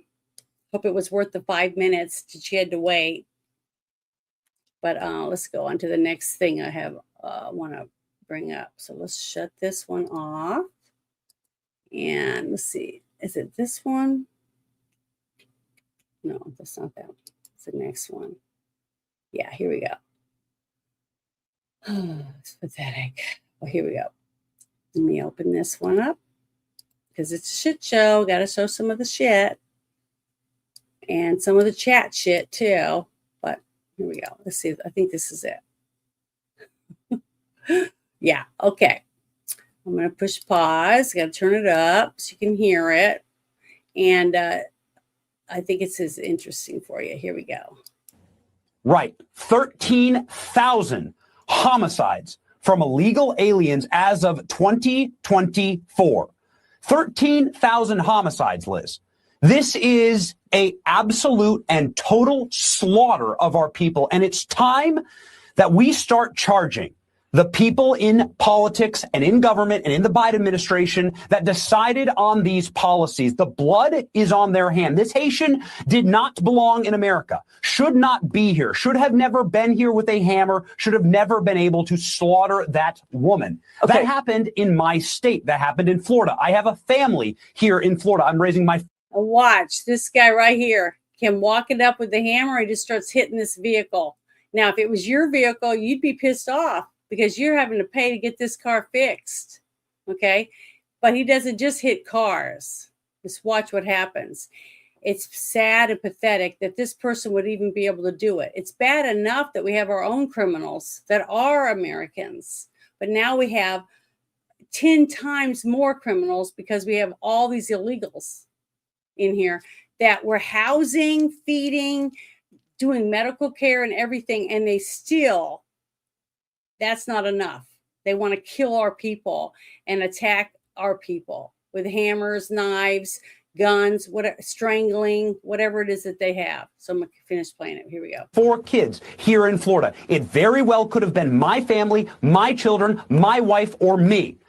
And you know what? Many Americans have to wake up every single day with that fear. It's time for us to look at legal liability. In a righteous country, we would have legal liability for the Biden administration who decided to simply loose open the borders to the third world to take the prisoners, rapists, murderers, and some of the worst deacons of society and loose them upon our civilization. We got a news human coming rights violation. It is human rights abuses, yeah. Crime. And it's a violation of their oath to protect and defend American citizens. Wow, I can't believe I heard her say that, but it's true. The thing is, I watched that video because I watch a lot of court TV stuff, and they show that stuff in court when they go in there about what he did. And that woman fell. He hit her that one time right in the forehead with that hammer, and he had his arm way back there. I'm sure it put a hole in her head. She fell like a rock, like a sack of potatoes. She just fell flat to the ground, and she just laid there. And then he just beat her with that hammer, beat her with a hammer. Then he runs off, okay? And some guy on a bicycle, because I was just talking about this earlier. I posted it on my timeline on X. A guy on a bicycle comes riding up, and he gets off his bike. He looks at the woman laying there bleeding, and then he looks at the door of the business, and then he looks at the woman again, and he looks around, never runs to the woman to see if she's alive, put pressure on her wound, anything. And he doesn't pull out his phone and call 911. He does nothing. And he's probably an American. But what's sad is that we've become a country that doesn't give a shit about anybody else but themselves. We've become a bunch of narcissistic assholes that walk by, pull out your phone and take pictures while someone else is getting beat or robbed or murdered. It's disgusting. It breaks my heart to know the situation that we're in, simply because we've had people that live in communities with fences around them that can afford security, but they don't want me to have a gun. Okay. I took the classes. I have a weapon. I have advanced concealed carry. Okay. Because I took training and I learned how to use a weapon to protect myself. And I moved to places where I could own a weapon. Louisiana and Arkansas, 2 good states that they care about whether the people have the right to defend themselves in their own home. Okay. That's one reason why I'm where I'm at. But the sad thing is that so many people don't have that right. But guess what? You're in your house. You just put your kids to bed. You're in the kitchen washing dishes. Someone kicks your door in. You run to the other room to get your pistol. You shoot the person who kicked your door in is coming for you. And guess what? Now you can go to prison for trying to protect your 2 babies that you just put to bed because you're home by yourself because your husband works nights. That's how bad it's gotten in a lot of these cities. They've taken away your right to pay your bills, raise your family to be safe, and be able to defend yourself in your own damn home. And you guys, some of you people are fine with that. It's like because you haven't been taken out and beaten or murdered or raped and drowned or electrocuted or whatever it is some of these people do, chopped you up in little bits and put you in a trash can. Because it hasn't happened to your loved one, you don't give a shit about that person's loved one.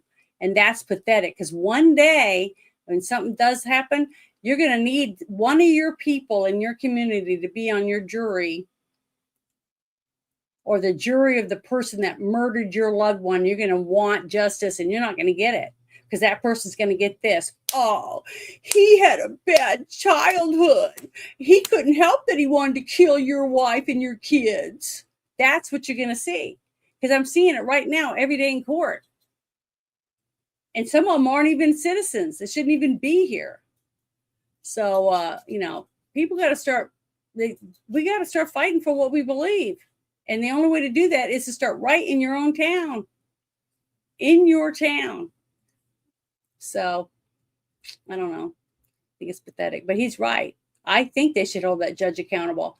That woman that was sitting on the subway in a state that I don't live in, but I have relatives that live in New York, not right there in the city, but she's sitting on a subway, minding her own business, not bothering anyone. There's video of it.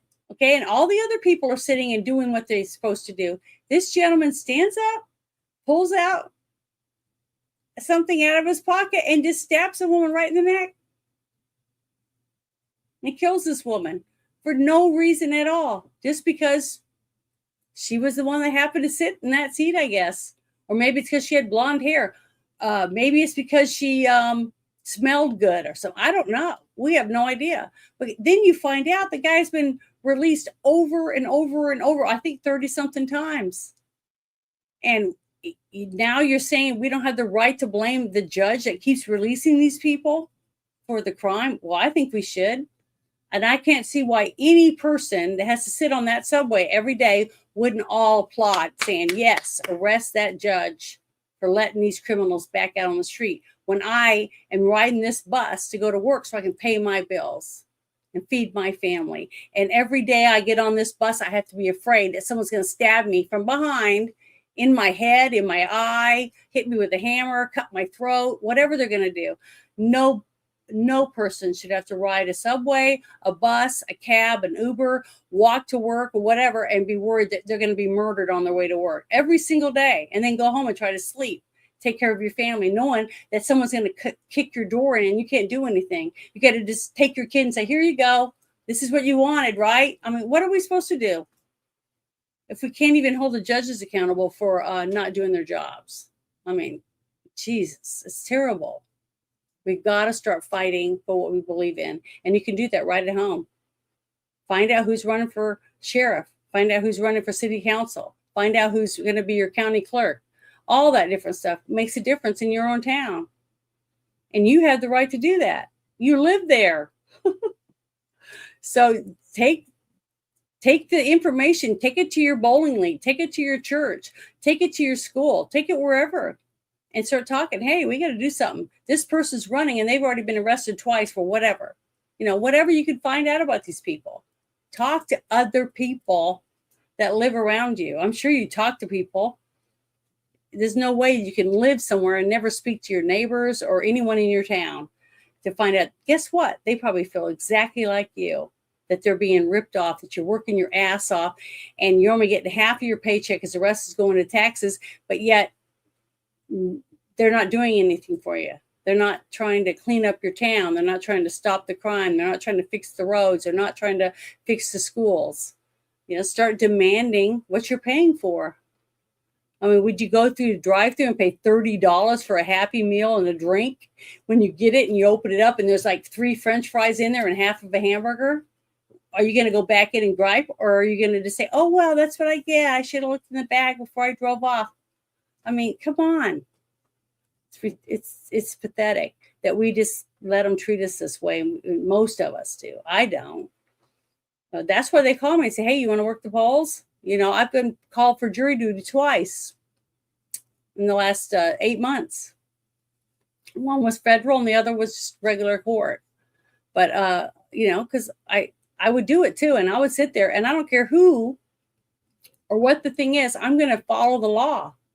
I'm going to look at the evidence. And if the evidence is there, even if the other people in the jury don't agree with me, I'm going to say, well, what do you can't see that, this, that, and the other or whatever. Explain it to them best of my ability. So, because I believe in it, I believe in the system. If we're all sitting side by side, they're not going to cheat in front of you because they got all of our eyes watching them. Are they going to come pay all of us off? I'm not going to take the money because I believe in my family and my grandkids' family one day and their families having the right to vote. It means something to me, what my dad went through to be in the military and his dad. So, I don't know. I'm not a Karen. My name's Janet. So as another person, are you another person that waited 5 minutes just so you could call me a Karen? Oh, thank you. You're so sweet. Can't believe you waited 5 minutes so you could post. That's wonderful of you. Hope you're proud of yourself. Hope it makes you feel like a man. Oh, pathetic. God, it's like I get crawling. And soon as Jackie has to leave to go to work, I start getting all these people. It's wonderful, isn't it? I wish I had a few more of them. More wrenches that could get rid of some of these losers for me. But oh well. They don't have a life, and I feel sorry for them because I have nothing else to do on a Friday night but troll people. Oh, keyboard warriors. Yay! We need so many of them. They're everywhere. Okay, I'll close this one now. Go to the next thing. Try to make these trolls happy. Let's see if I can find something I know they'll hate. Okay, we'll get rid of that. Well, most of the stuff I'm sure they're going to love this guy. You guys go. Let's see what you have to say about this guy. You're going to love it. Enjoy. Here we go. I'm going to play this for you. I'll make sure I turn it up. Let me pause it. Because I'm sure everybody likes this guy. Everyone likes Brandon Gill. Don't you? We'll see. Make sure it's turned up. Yeah. That was one of the most disgusting testimonies I have ever heard. To have Hank come in here and lecture angel families about how they shouldn't be here, how we shouldn't be holding this hearing. What the hell is wrong with you guys? The reason they're here is because of open borders that you guys perpetrated for 4 years. That was one of the most disgusting. So that's funny, don't you think, that he blamed the people that opened the border that it's their fault they're here in the first place? I think it's great. And he's right. They left the borders wide open, and now they're trying to act all nicety nice and try to get their money back because the cuts are coming because they're not getting it what they wanted. from it, and they didn't get the votes. They were wanting these votes, boy. They were wanting some people to vote for them, and they're going to find out that they're not going to get the votes. So now they're mad. They're mad. They're mad. They're trying to act like, oh, look at me. I'm trying to clean up the town after they opened the floodgates and let them all in. So now we were having to scramble to try to find all of them in every nook and cranny. Because I mean, shit, we got a huge country. You know, we got a huge country. You could drive for hours and hours and hours straight, you know, through all these residential areas, tons and tons of country, depending on where you're driving. But there's a lot of places to hide, a lot of people's homes to go into and hide and eat their food or whatever. So this is, yeah, it's really sad. But I thought you guys would get a kick out of that one. So let me do the next one. Let's see. Pull up this other one. Yeah, Hardwick, I played yours earlier. I played your thing that you'd posted in Discord about a Hi Woke Breaker. Thank you for joining me.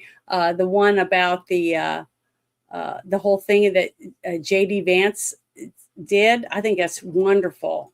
That's a start, but I think he did it on purpose to try to get them to do the same thing they did about Epstein, because the ones that tried to cover up Comet Ping Pong and all the, you know, the Pizzagate stuff were the same people that were whining and moaning about the Epstein crap.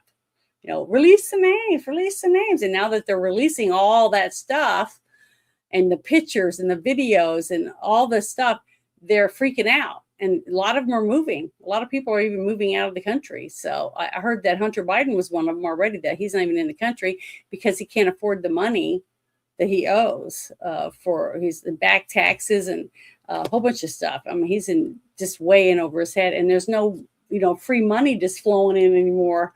They were used to it. You know, when you spend, you know, millions of dollars a year just on, you know, lavish shit, you know, because you've always had that money at your, you know, at your beck and need, because, oh, you know, there's always going to be tax dollars. You know, you never run out. It's always coming in. You get used to it. So, you know, no, I'm not a librarian. I just put these glasses on because I think they don't even have glass in them. I just think they look cool. And I have like this whole toilet right here filled with glasses, depending on my mood, that I'll put on. And no, I'm not a librarian. I promotional work. I talk to people about products, tell them stuff, you know, that kind of thing. That's what I do. That where I actually make money, because I don't make money doing this. I just do this because this is my social life. So there you go. But okay, since you ask, that's what I was telling you. But let me see. What was the next one I was going to bring up? Because I got another rant. I'm really bad about that, but I can't help it. Let's see. Is this one? I'll just bring them up as they come. I'm not even going to worry about trying to go in order like I was. But this was a really good one. Iranian regime sentences first woman to death over her January protests. I think it was a few people that saw a few of these women that were protesting, not wanting to go back. But they did, because they knew that if they didn't go back, that their families probably would be murdered, that they left there. So, and there's 3 more that are more than likely going to be executed. Because we got to remember, women aren't supposed to go anywhere without their head covered. They're not supposed to speak back, because women are beneath men in that country because of the religion that most of them have. And a woman can't even touch a Quran because she's unclean. A woman, they have to like kill doves and do a whole bunch of stuff just to make her clean until she has her period again. If she has a period, then she has to go through the whole thing all over again. It's very interesting. If you ever have a chance to read a Quran, you should read one. My dad had like all these different, he had a Torah, he had a Quran, he had different Bibles, he had tons and tons of stuff. He thought it was really important, but he was a jungle survival instructor, and he tried to train the pilots to be prepared wherever they crashed. whether they were, because he went to Newfoundland, he went to all different places to train people in scuba diving and all different things, and he had 5 daughters, so you should feel sorry for him. But he did that because he wanted to understand the religions, the religions of where these people would crash. They crash there. What were the ways that you should treat the people so that they don't want to chop your head off as soon as you hit the ground, right? So my dad did all that stuff, and he was, I thought he was really good at training. That's why they had him traveling all over the world, basically, to train different groups of people on what would happen if you crashed, over enemy lines, how to survive in the desert. How do you survive if you land in the ocean? Different things like that. So that's what my dad did for a living. So someone asked earlier about me, but I'm going to play this for you. So here we go. Human rights groups now reporting Iranian courts have sentenced 4 more people to death over January's protests in Iran, including the first woman set for execution. Dr. Sheila Nazarian fled Iran as a child. She's now a plastic surgeon, lives in California, and she's back on our program and joins me now. Doctor, I want you to comment on this woman a moment here, but since the beginning of this war, these are the numbers we've tracked: 656 executions in 3 months, 341 in January, 307 in February, 8 recorded in March while Iran was offline. Let me get to being offline in a moment here, but wait, I got to pause this for a second. I just saw something in the chat. I want to post for this gentleman. He's back again. I'll tell you this. My great-grandmother was raised Chickasaw Nation Indian Reservation in Oklahoma. And I have many friends that were raised on reservations also.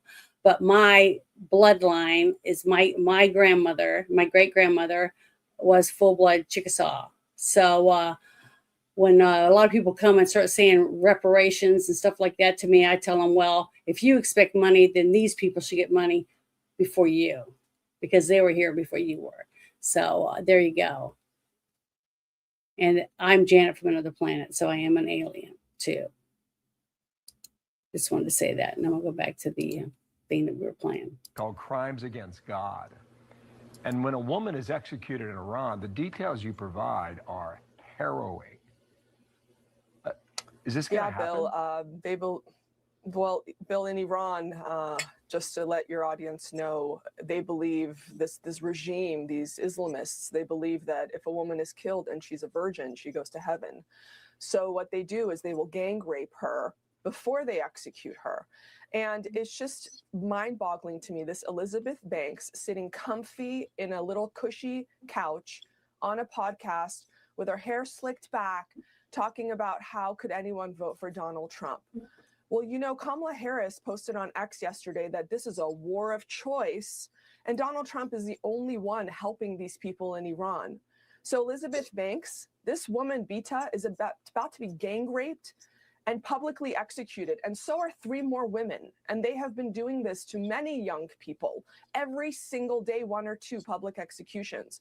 So you're sitting there on your cushy couch talking about Kamala Harris. You claim to be a feminist. You claim to be a humanitarian. Where are you when the women need you? You're a fake. You are a hypocrite. You are of no help to anyone. So if you claim to be a feminist, you claim to be a humanitarian, you claim to be a good person, America, Iran isn't just a military war or peace in the Middle East or oil stabilization. This is a humanitarian issue. They are killing young people every single day. And the only one that has helped is President Trump. It's a lack of knowledge and understanding, really. And you understand it better than most. I think about that 19-year-old wrestler who was sentenced to death. I mean, just barbarian. But when I hear you talk about this, you talk about this as a humanitarian issue. Because you're thinking about 92 million people who have been subjected to this government for almost 50 years, Doctor. Yeah, the reason why my family escaped Iran on the back of a pickup truck while the Iranian border police was shooting at us to not escape is because they put my father on a kill list because he was the chief medical officer, a physician affiliated with the Shah's hospital. Okay, I'm so grateful that my family got me out of Iran, me and my sister. They had 2 daughters. They could see this is no future for a girl in Iran. And imagine there are millions of people in Iran who knew Westernization, who knew freedom 47 years ago, and they lost it because the useful idiots on college campuses, the leftists on college campuses, joined hands with the Islamists, which is exactly what's happening here. They're using the exact same playbook, the exact same propaganda. And they would say things like, why is the Shah living in a castle while there's homeless people on the street? There's no equity here. They use flowery words to trick comfortable, useful idiots on college campuses who have no real problems, to trick them into bringing Islam into the world. Yeah, perhaps that's about to come to an end. We'll see on that. Quickly on this, New York Times, even as most Iranians remain cut off from the world, many officials and a limited cadre of Iranian elites have been granted an open connection through what critics call whitelisting. So we think, like, for 48 days, the internet has been basically out. Are you getting information from inside Iran that we have not been able to track down? The only things that I'm hearing from Iran is that they don't want the bombs to stop. They are more afraid of this regime than they are of the targeted attacks that Israel and America are doing. Doctor, thanks for coming on. Remember, we thought they were going to go to the street, but when you're faced with an execution in public, it can make you think differently. Dr. Sheila Nazarian, thanks for coming back from California. Thanks. Thank you. Especially the women, because you got to remember, in their religion, women are like not even half of a man. They're not, they can't own property. Can't go to school. They have to be covered head to toe. If they show their wrist or their ankle and some man gets turned on, and they can be beaten, stoned to death in the street after they've been raped and dragged through the streets and stuff, because they're worthless. Women are only good for one thing, and that's to have babies, basically. I mean, I could see them taking the women, like in that movie Bone Tomahawk, if anybody saw that, where they kidnapped the women and they cut their arms and legs off, and that's all they were. They were just baby making machines. They just feed them and make them have babies. It's pathetic, but that's basically how these women are treated, because that's all they are. They're just pieces of meat. Okay, they are slaves. They have no rights. I mean, even right now, people didn't notice it, but I showed it a couple times on this show when Mandami got voted or sworn in on the Quran in New York. The woman holding the Quran is not even allowed to touch it with her skin. She had to have a cloth over it before she's allowed to hold it for him. Okay, everybody says she's holding it. Yeah, but she's got a cloth between her hands or gloves, whatever. She's not allowed to touch it with her skin. Look it up if you don't believe me.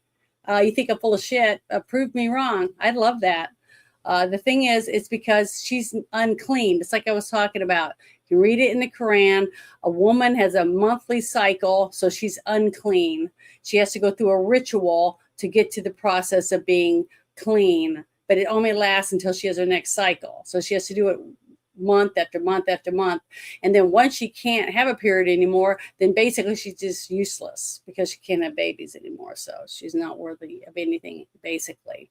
So, the prettier your daughter is and the more rich men that want it, then they'll prop you up and try to get as much stuff for you as they can get, So having a daughter isn't a bad thing, because that's why the men want, all the 47 women virgins that become virgins over and over again every time you have sex with them, once they blow themselves up, or kill themselves for Allah. So it's a very interesting religion. If you ever want to sit down and read something, it's just really messed up, especially if you're a woman. I can't believe any woman would want to give up being a woman and being able to do anything without being told what you do. Just sit behind a man after you feed him. You can't even sit at the same area with him. You can't even go pray with them. You have to go pray in another room separate from the men. Things like that. It's just it's sad and pathetic, but I definitely don't want to do it. I'd rather die. I'd rather be have my head chopped off or whatever than become a woman of any of these people. Any bizarre. They're in the Stone Age. They might as well be cavemen and walk up behind women and whack them with a club and drag them back to their cave, because that's basically how they treat women. They're animals, and I feel sorry for all the women that have to go through that stuff. It's terrible. And if you love it so much and you're in this country, why don't you leave and go there? Go live over there and see how wonderful it is. I would love it. I'd love to see any of these women that go on and on and on X and some of the other platforms about how wonderful it is to go there, wear a GoPro every day, and let us see exactly what your life is. Do a television series, show us life as a Muslim life. It's really sad.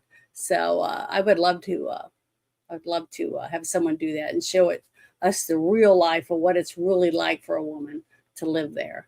That would be great. So yeah, I've been to Mississippi quite a few times, but I've lived in I've lived in Maine, I've lived in Georgia, I've lived in Florida, I've lived in Washington State, I've lived in I'm trying to remember, Newfoundland, I've lived in the Philippines, I've been to Guam, but I didn't live there. I stayed there for a little bit, but I've been to Guam, been to a lot of places because I was Air Force brat, just like I said. I've lived on lots of bases, and I've been to Mississippi because I have relatives there. My dad was from New York and my mother was from Texas. So I have relatives up in Maine, New York, New Hampshire, Connecticut, all up in there in New England, and in Nova Scotia. And in Canada, I have relatives, and I also have relatives in Oklahoma, Texas, Arkansas, and Alabama, and I think there's one other state. It might be Mississippi, but I'd have to go get my my little thing with all my family, all the family tree and everything on that I've been working on. So I'd have to go do that to know exactly, but yeah, there's nothing. I love the South. I think it's great. I think it's wonderful. I loved Louisiana. I absolutely loved living down in Metairie and going to New Orleans and having everybody come to see me during Mardi Gras and stuff. It was just wonderful, and the people were wonderful. The food was wonderful. I mean, it was just it's just a nice place to live because people are good to each other mostly. I mean, you're always going to have criminals. I don't care where you live, you can always have some people that are criminals, but to be able to hang out with all these people in huge amounts of crowds for Mardi Gras, for Jazz Fest, for all the different things, and be able to have so many people listen to so many different kinds of music and stuff like that. And it was wonderful. It was a lot of fun. And they had more adult stuff down towards the quarter. And then as you got towards Veterans Boulevard in Metairie, it got calmer, more family oriented. So it depended on, if my friends called and said, hey, I want to go to Mardi Gras and we're bringing all our college friends, I'd say, well, I'll give you some numbers and you guys can call and go stay at the quarter because that's where it sounds like you want to go. But if I had some other friends call and they said they had small kids, and I would send them to places where, they can go to the insectarium, go to, do a couple little tours about the vampire tours. Those are exciting. And some of the older people love the cemetery tours to find out because people are buried above ground because of the water table, things like that. Very, very interesting cultures. And you got hoodoo, you got voodoo, you got all the bunches of different religions all melded in one city. It's just a wonderful place. It's lots of culture, beautiful. I think it's a wonderful city. I really do. Even though it got really bad shape after Katrina, but I think it looks really good considering the things that it's been through. And the culture is it's so rich in music and food and different religions and gators, crazy for gators. If you want to eat gator or you want boots or belts or any of that stuff, or go on a tour, on an airboat tour. I mean, ride a Segway through the city. I mean, there's just so much to do. It's a wonderful place. And if you've never been, you should try to go at least one time. I tell young couples to go at least one time together and just do a couple tours and stuff. It's a lot of fun. You'll enjoy it. Jazz Fest is great too. if you love jazz. So there's just a lot of great things to do there. If you've never been, it's a great place to go. Just even though I don't live there right now, I'm living in Arkansas, but I go back. I go back and forth a lot. And I have a lot of friends there. I miss a lot of them. But here, I'm going to bring this next thing up. I think it's this one. There it is. No, I already did that one. Just give me a second. They turn blue. I hate that. Hold on. I gotta have to close that and just open it up here so I can see which ones I've missed. Yeah, okay, I did that one. Let's see, what's this one? Oh, okay, well, here's one. It's not really here's another one from our vice president. I think I'll play that one because he did have a few good things to say. I got a couple of those. So let me get that one. Let's see. I think it's this one. Yeah, here we go. All right. I don't know if you've seen this or not. It says, J.D. Vance, it would be best for the Vatican to stick to matters what they should do themselves. But I'm not going to read the whole thing because that's basically what he's going to say. But yeah, this is really good. This whole thing about what the Pope has been doing. I've seen a lot of people that are just not happy with it. But a lot of people that say that no matter what the Pope says, they're going to follow him because they're Catholic. So I guess to each yours is your own. But here, let me turn this up.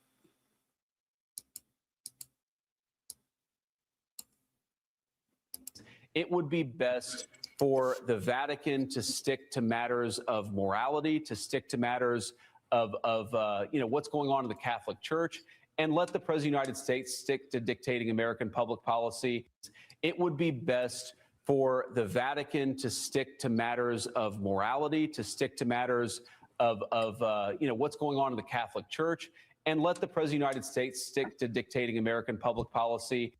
It would be best for the Vatican to stick to matters of morality, to stick to matters of what's going on in the Catholic Church, and let the President of the United States stick to dictating American public policy.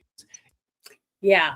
So I think it's great. I'm loving the fact that we have such a verbal vice president that's willing to go out, because from before we had a babbling idiot, basically. She's laughing all the time. She seemed drunk all the time. At least that's what it seemed like to me. And I'm a woman, I would love to see a woman rise through the ranks and maybe one day run for president and win because she's good, not because she's a woman or she got big ass or big boobs or anything stupid like that. That a person who actually gives a crap about this country and wants to see it better. That's what I vote for. I don't care what they look like. I vote for someone I think is actually going to care about our country and follow the Constitution. So if it's a man or a woman, and Hillary, oh my God, we dodged a bullet with that woman. My parents really didn't like her. And what's really funny is they had a movie that came out with Tom Cruise. I think it was last year or the year before. And it was called Mina or something like that. But my parents told me about that years ago. And my grandmother told me about Bill Clinton and a few of his cronies, is what my grandmother called them, running drugs at Amina, Arkansas, and putting them all over the place in different places. They were just flying them straight in to Amina, a little bitty town. Nobody gave a shit because they were the Clintons. And, so, I believe my parents. My parents have any reason to lie to me. I wasn't paying them or giving them anything, So, American made. That's it. You're so smart, Hardwick. You know everything. But yeah, you knew what I was talking about.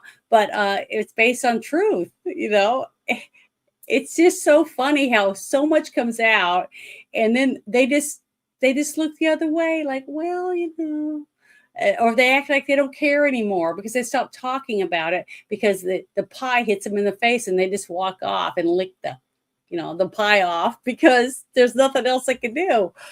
It's hilarious. I just love it. I love it when that happens to them. But yeah, I think that's funny. And this next thing, I think this is the one. Yeah, this other guy too. I want to share this other one. Let me stop this one and share this other one because I thought it was funny that both of these came down my timeline within like minutes of each other. And bunches of the people that I follow were sharing it. So I thought that, wow, this must be pretty good if they think it's great. But so that's why I wanted to share that, because this guy was basically saying the same thing. So here we go. I think it's funny. Oh, it's, why is it only going halfway up? I don't understand that. Any reaction to Donald Trump's comments on the Pope over the weekend? I probably say the Pope needs to keep his business into leading his flock, so to speak, leading the church, and probably stay out of the political arena. He doesn't need to be getting involved in the political arena. Go lead your church, but stay out of the politics. Right? We didn't elect the Pope to be the president or be the anything else. So just keep his nose in the church's business and stay out of the political arena. Well, what if he sees his role as sort of leading his flock away? No, lead his flock. Well, let's focus on just behavior, doing everything else. Just focus on your flock. And Donald Trump is our president. It's not the Pope. I didn't elect the Pope to be president. Good. Thank you, Congressman. Any reaction? I think that's great. The whole time he's smoking a stogie. I mean, that is just hilarious. It just cracked me up. I watched it a couple times and I was like, I just thought it was funny. You just don't see this anymore. You know, a guy getting an interview while he's smoking a stogie out on the steps. You know, I just think it was great. I thought it was awesome and funny. And I'm right, and I think he's right. I think that, you know, people are going to still say, like, we didn't vote for any of these Hollywood people to say they hate someone or they like someone or whatever. But if they're an American and they're on American soil and they want to say they don't like something, I think they have the right to do it. I mean, I really do.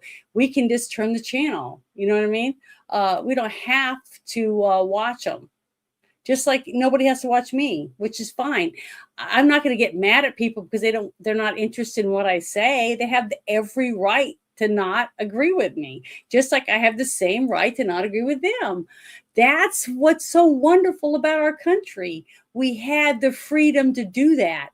The Facebook police aren't going to come to our house and arrest us like they do in England right now. You can get arrested if you say something that hurts someone's feelings. Can you believe that?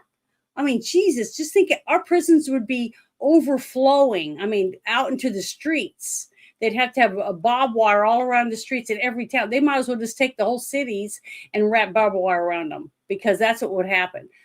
Everybody tells you, fuck off, get out of the way. They're honking their horns, or they're doing all this shit because they just want to get back to home or get to their job on time. Whatever it is, we have a right to not be a nice person, you know, to not have to like everyone, you know, which is your human right. It should be, you know, just like everyone doesn't like beer. Everyone doesn't like crab. Everyone doesn't like steak. I mean, there's somebody out there that has different things that they want.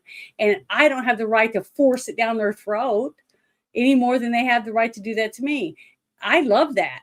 I love that we all have our own opinion. That's the way it's supposed to be, you know, and it's pitiful when I look around and I see these countries that are basically just coddling to, you know, one little group or another. It's like, oh, it's pathetic. It makes me want to throw up, you know, because it's so wimps. They're all turning into big freaking wimps. That's what it is. So, and it's sad. It's really sad because I don't see how they're going to come back from that. Because once those people roll over you, they're probably just going to kill all of you, you know, because your usefulness is gone. So be ready for that to start happening. Just like they're going to kill these women because these women stood up and said what they believed to their government. And you don't have the rights to do that in those countries, especially women. Women don't have rights. You can't have anything without a man saying yes or no. So if you like that, all you men out there that think women are dweebs and women should keep their traps shut and stay in the kitchen and mop and go change your Kotex or whatever, you know, that kind of shit, then you should move there. You guys would love it there because you can have women, you can do whatever you want. You can beat them. You can lie to them. You can have 5 or 6 of them that clean and wait on you and do all your shit for you. And you'd have it made. So you guys should all move there and become Muslims. I mean, if that's what you guys want to have here, you might as well go there and do it. At least over there, you won't have anybody telling you no. Over here, you're going to be told no by a lot of people, because a lot of people here do not want to live that way. Even men. There's a lot of men that don't agree with that either. So, it's just funny to me that we got people that really do that stuff. But I was just going to tell you, you call her Hillary. I've always called her Hildebeest. That's my name for her. I call her Hildebeest on all my platforms. When I'm talking about her, that's the name that I put in because that's what she is. I'm telling you, she is worse than her husband. She is more disgusting. And I know people that have been groped by him. They went to like the 10 Outstanding Young Arkansans, and he happened to be there, and he's like, ooh, just all over the place, and nobody gives a shit. They just go, ooh, and they just walk off, try to get away, or push away from him and get away. It's disgusting. It's so disgusting. But, I never got near him. I wouldn't shake his hand for nothing. I wouldn't shake her hand. I mean, she's disgusting. She is, I just can't stand that woman. I don't trust her. I wouldn't even turn my back to them, either one of them. I wouldn't even go to an event that they're at because it's just not going to be safe for you. You know what I mean? I'm just saying, I don't trust them. But yeah, that happened to me. That's happened to me a lot. I get in trouble. So, I get in trouble for that. But, sometimes it's bad, sometimes it's good. But I had a video, my first video ever taken down, I was talking about at the beginning of the show, was a video that I posted. It was 7 minutes long. It was about Comet Ping Pong, and it was about Hillary Clinton and Podesta's emails about the, expensive pizza and grape soda and stuff like that. I was playing that earlier about the vice president saying that he wants to look into that now. He wants to re-look into the whole Pizzagate thing, because now that he's been reading those emails that are now coming out about the Epstein stuff, and the people that were talking to Epstein using terminology like that about how nice that $6,000 pizza was and the grape soda. And he said, well, he started putting those things together, and he says, we need to reopen that and start looking into it, because there's something there. So I hope he does. And he's the vice president. So hopefully something will start coming out of that, because they opened a huge can of worms when they started releasing some of this stuff, and they hate him even more. They hate this whole administration. They just want it gone, simply because they're stopping the money. They're stopping the flow of free kids and free women and free young men to treat as slaves. Stopping all this stuff, They're cleaning that all up. They're taking it, just pluck, and plug in the holes to where the leaks are gone. And they hate it. They can't stand it. And that's why I love it a little bit, because as soon as they did that to me and they stopped me from having that video and they took it down, and I had to take a class to not be a cyber bully. That's what they said. They took it down because I was a cyber bully. And I was like, what the hell does that mean? I mean, it's all over the news. It's everywhere. All I did was take little bits and put it together. That was it. But I'm the one that's bad because I made it too easy to read or listen to or something. I don't know. But they deleted it, took it down. And I've had that happen a few times, because I put stuff that they don't like. But honestly, when you start getting people mad and they have to heckle you or troll you and harass you, well, you must be getting closer to the fire, because you're starting to feel the heat from the fire, because they don't want you over there. See, they're trying to get you to go the opposite direction. So you got to go towards the other way. When they're pushing away, they're pushing at you, or they're stabbing you in the back or whatever. It's because they don't want you saying that, or they don't want you to be involved in that. You know what I mean? So you're right over the target. When you start getting these people acting that way, you're doing something right. That's the right thing to do. So I love it. It gets annoying after a while. You start going, God, again, more. So this next time I'll do 10 minutes. And if they really want to say something, because they just can't stand the fact that I haven't, let them speak because they were a subscriber of the channel, I'll set it for 10 minutes. make them sit and wait. If they have to, it'll be 15 minutes. I'll just keep doing it until they stop showing up and waste their time, because they can just click on the next live stream and harass those people. But it's sad and pathetic, but I think this is great. I like this. I love transparency. I think that every court should be open where the public can watch it and learn from it. I think all the stuff in Congress, I think all the different stuff like this should be open. The only stuff that I think that we shouldn't find out about until later is if it's going to involve anything that might get people hurt, like our soldiers, stuff like that, government stuff like that.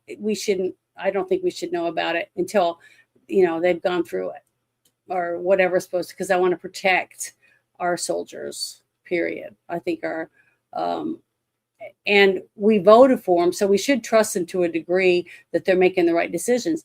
But every single time that Trump sits at his desk and signs an executive order and has the press in there and they're answering questions, how many times do you remember that happening under Obama and Biden, or even Bill Clinton for that matter?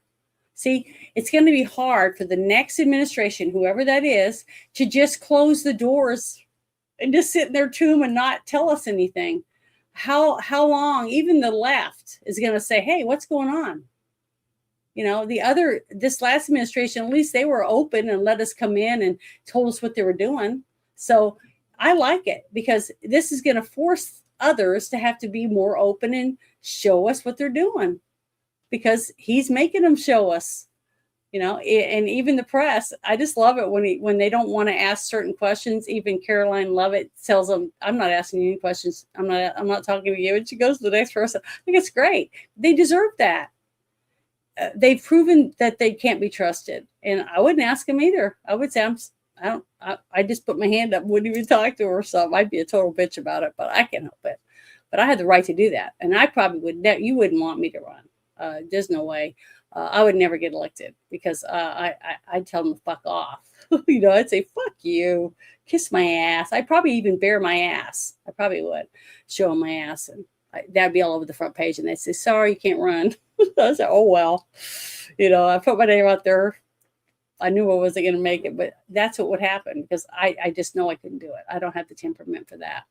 But, all of us aren't cut out to be politicians. All of us aren't cut out to be doctors. I can tell you right now, I can see blood. I have no problem with blood. But as soon as you start sucking out that stuff in the back of their throat or wherever, the old people, and they're gurgling, so, I just get sick to my stomach. I would barf. So I can't be a doctor either. I wouldn't be able to do that. So I make crafts and I sew, and I do promo work. Like I'll go and they'll say they want to sell, a certain kind of vodka or alcohol, and I'll go to one of those shops and I'll hand out samples and wear their little costume or whatever, stuff like that. And it's fun. And I like to talk. So, and they all seem to be happy with when I'm done. And they ask me to come back. So I must be doing, they must think I'm doing a good job for them, because they're willing to pay me to do it. So I think so I can pay my bills.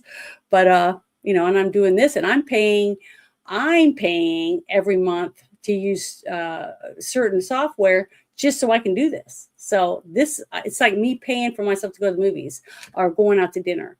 I'm paying to do this, because this is my social life, basically, since I live in the Hillbillyville now. And I'm lucky that I even have cell service right now, simply because I have a booster, not because I have AT&T stock sucks. So does Verizon. There really isn't that good of service where I live. It's like in the Ozarks. So it's shitty. So I can tell you right now, anyone out there that could come here and do something to make it so everybody, I could drive down the road and have a conversation from one end of 40 to the other, make a lot of people happy, because I've been on I don't know how many phone calls, and they go, I can't hear anything you're saying. And then we get disconnected all the way through. They would never do a commercial for AT&T, Verizon, or anyone else saying, can you hear me now? Can you hear me now? Can you hear me now? Those commercials, they could never do that driving down the interstate. And that's the interstate where you think that they'd have service for people, but they don't. That's why I tell people, know how to change a tire, when you live in a place like this, because you're going to get a flat and you're going to sit your ass there until somebody pulls over to give you a ride, and hopefully they're not a serial killer. So, you know, it would be so good if everyone learned how to change the tire. That was one thing my dad made us do, all of us girls, because he had 5 daughters. He said, you're not going to be able to get your license unless you can know how to change the tire. Because if you get a flat out in the middle of the boonies, you could sit there for days. Nobody drives by, or whatever. Or the person that does drive by, you just never see again. You just disappear. So, you know, even men should know how to change the tire too. Because I've met a few guys that don't know how to do that. So it's sad, but it's a fact. So there you go. But let me go to the next thing. Let me shut this off. And let's go to this, and we'll see which one is the next one. Let's see what this one is. Oh, let's see what this one is. I can't read the whole thing. So, oh, this is the whole thing about Merrick Garland, about him lying, and they have the evidence or whatever. So I'm going to play this one for everybody. Let's make sure it's turned up. Golly, was it always down to the bottom? Here we go. Breaking tonight, a Fox News exclusive. We have new information that appears to directly contradict the Biden administration's insistence it had nothing to do with the Justice Department investigations into then former President Trump's alleged retention of classified material and the subsequent raid on his Mar-a-Lago home. Correspondent David Spunt has details tonight. Good evening, David. Brett, good evening to you. These emails obtained by Fox News paint a different picture of the relationship between the Biden White House and the Biden Justice Department. These two offices made it clear at the time, at least publicly, they were not connected and stayed away from any political interference. However, new emails obtained by Fox News from May 2022, 3 months before Mar-a-Lago was raided by the FBI, illustrates coordination between the White House counsel's office and the DOJ regarding an interview of Walt Nauta. Now, remember, Walt Nauta is a current White House aide to President Trump, who was then former President Trump's aide in Florida. Nauta was later charged alongside Trump by special counsel Jack Smith. The May 10th, 2022 email reads in part, coordination with DOJ and White House counsel are in work to start the process to confirm and interview current administration employee Walt Nauta. This event is dependent upon the timeline of President Biden's brief decision and coordination between White House counsel and DOJ, and in turn, Evan Corcoran's position on the override of privilege assertion and whether or not he seeks an injunction to prevent access. That was written by an FBI agent, and Evan Corcoran, of course, one of Trump's lawyers at the time. This coming August, Brett, will mark 4 years since FBI agents raided Mar-a-Lago. A few days after that, then Attorney General Merrick Garland said this. I personally approved the decision to seek a search warrant in this matter. Second, the department does not take such a decision lightly. And we're getting new reaction to these emails. Judiciary Chairman Jim Jordan in the House says in part, it's always worse than we thought. These newly released documents confirm that the Biden DOJ's raid on Mar-a-Lago was politically motivated. We're also hearing from Attorney General Pam Bondi. AG Bondi says the more we learn about the DOJ weaponization under the prior administration, the worse the story gets. And Brett, she says this right here. It's a key part. She says we will continue disclosing key evidence to our congressional partners to deliver the truth and bring those who committed crimes to justice. That's coming from the Attorney General tonight. Brett. That is awesome. And it's nice to see teeny tiny cracks in the dam, like I've been saying. And this is one of them, okay? Because if you really want these people to pay for what they've done, we have to do it legally. We have to be able to arrest them and make them pay just like they would you. If you robbed a bank or if you killed someone or whatever crime that you committed, you would have to go through the process. So why shouldn't they? See, just like what they're saying about these judges that just give people a slap on the wrist. If you got a guy that's raping kids, okay, molested 5 or 6 kids in his neighborhood, but instead of putting him in prison where he can't get any kids, they put him in there for 6 months and then they send him to counseling or some stupid shit. And then as soon as he gets out, he's raping more kids again. It's not their kid. It's not their kid that it's happening to. So they don't give a flying fuck about your kid. Okay. But see, people like me care about everybody's kids because no kid deserves to be molested, raped, or tortured, or killed, or anything because some dumbass has a heart on. It's disgusting. The dumbass is the one that should be in prison or in the grave, not a kid or a woman or anyone, even a young boy. I mean, they don't care. They're selfish and they want to do something for themselves.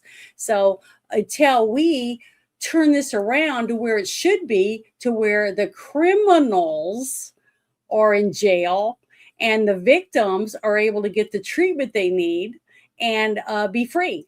I mean, that's common sense. I just went through a whole thing with my own family, in my own family, not my immediate family, but people that I know that are related to me that went through the whole thing about molestation. Okay. And this is the truth. Okay. When a person's molested and they go to court and they get the person in jail, right? They have to sit there and talk about all the nasty shit that happened to them. The family has to talk about different shit and they have to talk about all this crap that happened to their children or their child or, you know, or a multiple of children having to come and testify what happened to them. All the gruesome details, right?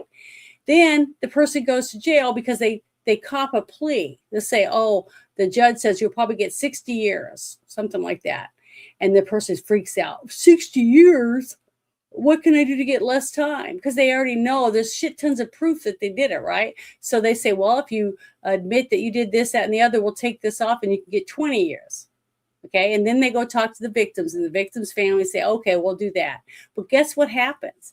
They take a plea, they get 20 years in prison, but guess what? Every 5 years, they get to go up for parole. And guess what happens then? All the victims have to go back to court and talk about the same horrible stuff that put him in the jail in the first place. So they're re-victimized over and over and over again because they can't put him in jail. Let's leave him there for the 20 years he's supposed to be in there. How pathetic is that? That's what I'm talking about. They re-victimize all of us over and over again, raising our taxes. And if you don't pay your taxes, what happens to you? You go to prison. They take your stuff. Okay, they punish you because they need more money to spend on whatever stupid shit that they want to spend it on. And then they don't even have to tell you what they're spending it on. That's why I'm liking what they're doing. They're trying to show you we're going to do this, this, this, and that. Like when he was in California and they tried to say, you guys don't have any water. And the reason you don't have water is because your whole thing's all fucked up and you won't let them cut the trees down that are rotten. You won't let them do this. You have bad forest management. I mean, we have shit tons of forest in Arkansas, and we haven't had near the problems that California has with it. Because guess what? We have forest rangers. We have forest management where they go in and we find a bunch of dead trees. They take them out. Why? Because they're forest. We don't want our forest to burn down. We take out the dead shit. And guess what we do with a lot of it? A lot of them we take to the lakes and we put them in the lakes because it slowly rots in the lake. But guess what? Fish love that. It's a place for the little baby fish and turtles and stuff to live in a lake, especially a man-made one. So there's tons of things you can do with it. There's tons of stuff you can do with the wood. You can even get people that go in and cut the stuff out themselves. They get signed paperwork and say, we want to go in and take 2 or 3 trees because we're going to cut it up and we're going to put it in our house for our firewood. See, stuff like that.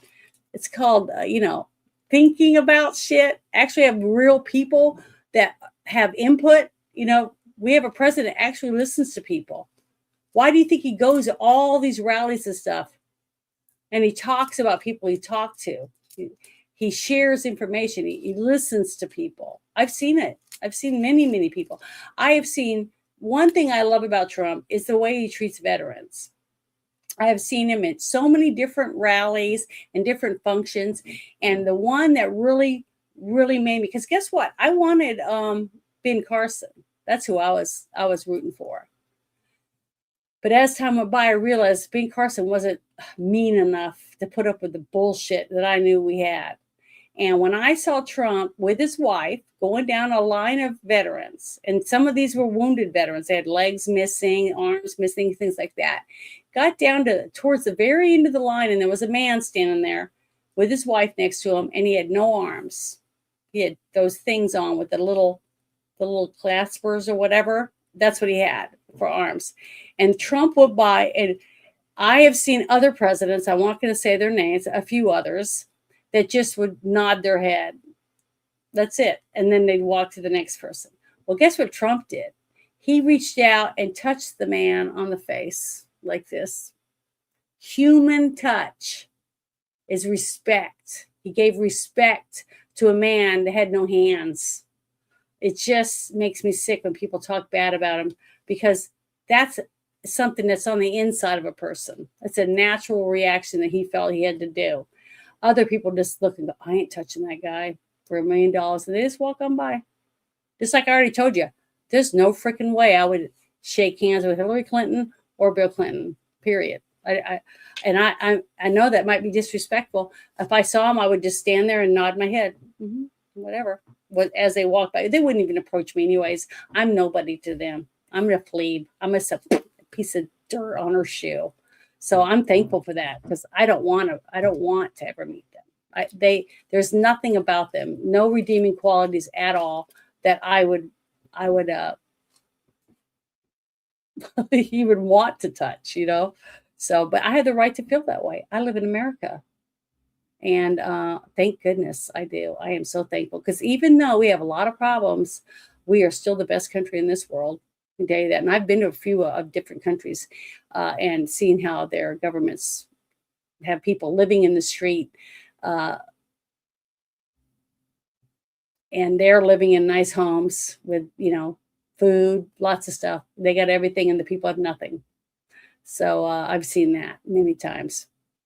And I'm glad we don't have that here. Even our poorest people that basically they say they have nothing. They have cell phones. They have cell homes. They're in a building. They're not living in a cave. And now I have seen a few in California that left with help, with church's help. They were living in a car, a family of 4 parents and their 2 children, because they lost their home. He got injured and couldn't work, and the wife was trying to work. It's terrible that would happen in our country when there's billions of dollars being spent to all these states to help people like that. But they go try to get help and they can't get anybody to help them. But I'll go back to the illegals. Boy, they're getting a lot of help, aren't they? It's sickening. That's why I get so upset about it, because I personally am involved with a lot of different things. And it depends on where I'm at the time when something would come up with state of how they were treated or whatever. But it's sad, and that shouldn't happen in this country. And nobody went up to him, and I didn't go up to him and say, hey, are you a Republican or are you a Democrat? Because what does that have to do with anything? Just like the census. In the census, why does it matter what your skin color is?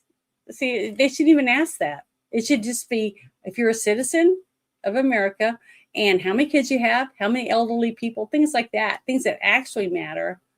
Whether, because you got to know how old the kids are, because they get to school. Are they going to have to be, are they going to need to make another school? That kind of stuff. Do they need more nursing homes? They need more hospitals. They can't implement what they need to grow in their cities if they don't know the ages of the people. But your skin color has nothing to do with whether you're going to build a school or you're going to build a hospital, does it? It has nothing to do with it. You see what I mean? I just wish that was gone. I wish they would just take that off. I've said that for so long. I can't even remember not saying that. But I think it's pathetic that they asked that question. That should not be a question, because your skin color has nothing to do with whether your communities can have something. At least I don't see. It has nothing to do with any of it. Now, if you're a woman, you're going to need different care than you're going to need if you're a man. A woman doesn't have a prostate. So if you need a prostate center because you're going to have a lot of elderly men, well, you would need a prostate center. If you're going to have a lot of young girls, more teenagers and college age women, and then more women that are going to start having babies, then you're going to need a center for them to go to for birth control or, pap smears and all the other nasty stuff that goes along with women, right? But you need to know those things because it's important on whether or not you need this kind of hospital or that, or those things. But it has nothing to do with what your skin color is. I don't know. It just pisses me off when I see that. Every time that census comes by, I'm like, I'm not even going to mark that off. And I don't mark it anymore. I tell everybody, don't put anything on there because that has nothing to do with you, who you are. Oh, just pisses me off. To on a piece of paper to build a community. It has nothing, it's just stupid. I just don't understand that. To me, it's ridiculous. Oh, but let me close this. Again, sorry. Let me open the next thing that I've got. I can't help it. These are all things that I just put in my little, chat room because I saw them. Somebody sent them to me, or they shared it with me, or it came across my timeline, and I was like, wow, that's really moving. Like this. This is another one I love this man almost as much as I love Kennedy that came from my state in Louisiana that I voted for, Senator Kennedy. He's just like he is. Every video that I see in him talking about, well, that's stupid. Just the way he says things and his mannerisms, that's him. That is exactly the kind of person. He's very personable. He's funny. He looks you in the eye when he talks to you. There's so few people like that anymore. And you just get a good feeling when you're with a person and Trump does the same thing, because I watch that on people. I watch a lot of people. And Nancy Pelosi is one of the worst at that. Hillary Clinton also. They don't look you in the face. They look down at you like, why do I have to speak to this person? This person is not, should not be able to even be standing next to me. That's the way you feel when you meet these people. Now, I don't have anything to do with those people if I can. I don't have to, because my life tomorrow, I'm going to get up and take a shower and eat breakfast and get ready for work or whatever. My day doesn't change because I met Hillary Clinton. You see what I mean? It doesn't affect me in any way at all. So, well, it could, I guess, if I get Clintonized or something like that, right? I had to throw that in. Sorry, that's terrible of me. But I want to play this for you. He's talking about illegal Haitians, and he's not happy with it. But the thing is, he's not a quitter. But the thing is, he's very verbal about everything. I've seen him walking in feet of snow with his coat on because he's had to go outside and walk around, and his wife's following him in the car because he just needs a break because he's so upset about certain things that don't go their way. I just like that. And to me, he's very visual. He's open. He's trying to let everybody know what he's talking about, how he's going to vote on something and things like that. I wish all of our people were that way, because at least you know what you're voting for. When you vote for somebody and they say this, that, and the other, and then they go there and they don't do any of it, that should piss you off. You voted for them because they lied to your face and said they were going to do something. Then they get there and they don't do any of the things that they said they were going to do. Those are the people you should be mad at. The ones that go there and they're fighting, even though it doesn't pass, you see what they're doing and that they're trying to do what you asked them to do. And that's all we can expect from them, just like us. We do the best we can with what's in front of us, on our plates, right? And that's all we can expect. You can't get mad at your mom or your dad because they're working their ass off, but they still can't afford to buy that $600,000 house, and you still live in a trailer, right? Your home is your home. It's who's in your home, who you share your home with, that makes it a home. It's not the building, right? That's how I look at it too. And I moved, and I had to share. We had a 3-bedroom house with 1 bathroom with 4 daughters in there and my parents. And my poor dad, he must have killed every tree out in the yard, because that's where he spent most of the time when he had to go to the bathroom. Was out in the yard, simply because, there's always a girl in the bathroom. I mean, doing her hair, fixing her hair, taking a shower, taking a bath, cutting her toenails, painting her nails, whatever. They're always in there, it seems like. So I was a tomboy, so I spent a lot of time with my dad, and he complained about it a lot, about how he never got in the bathroom. But he could never afford to put another bathroom in, but oh well. That's the way it is. I miss him because he passed away 8 days ago now, 9 days ago. So, it sucks. We all have to lose people we care about, but we can't just quit living because of it. We have to not quit. We have to keep fighting. We have to keep doing what we knew that they would want us to do if they were still here. That's what I think about it. But there we go. Let me play this for you. I think it's really good. Well, it's sad, but it's him. Here we go. Hey everybody, Tim Burchett is leaving the House floor. 3 bills, 2 of no real significance.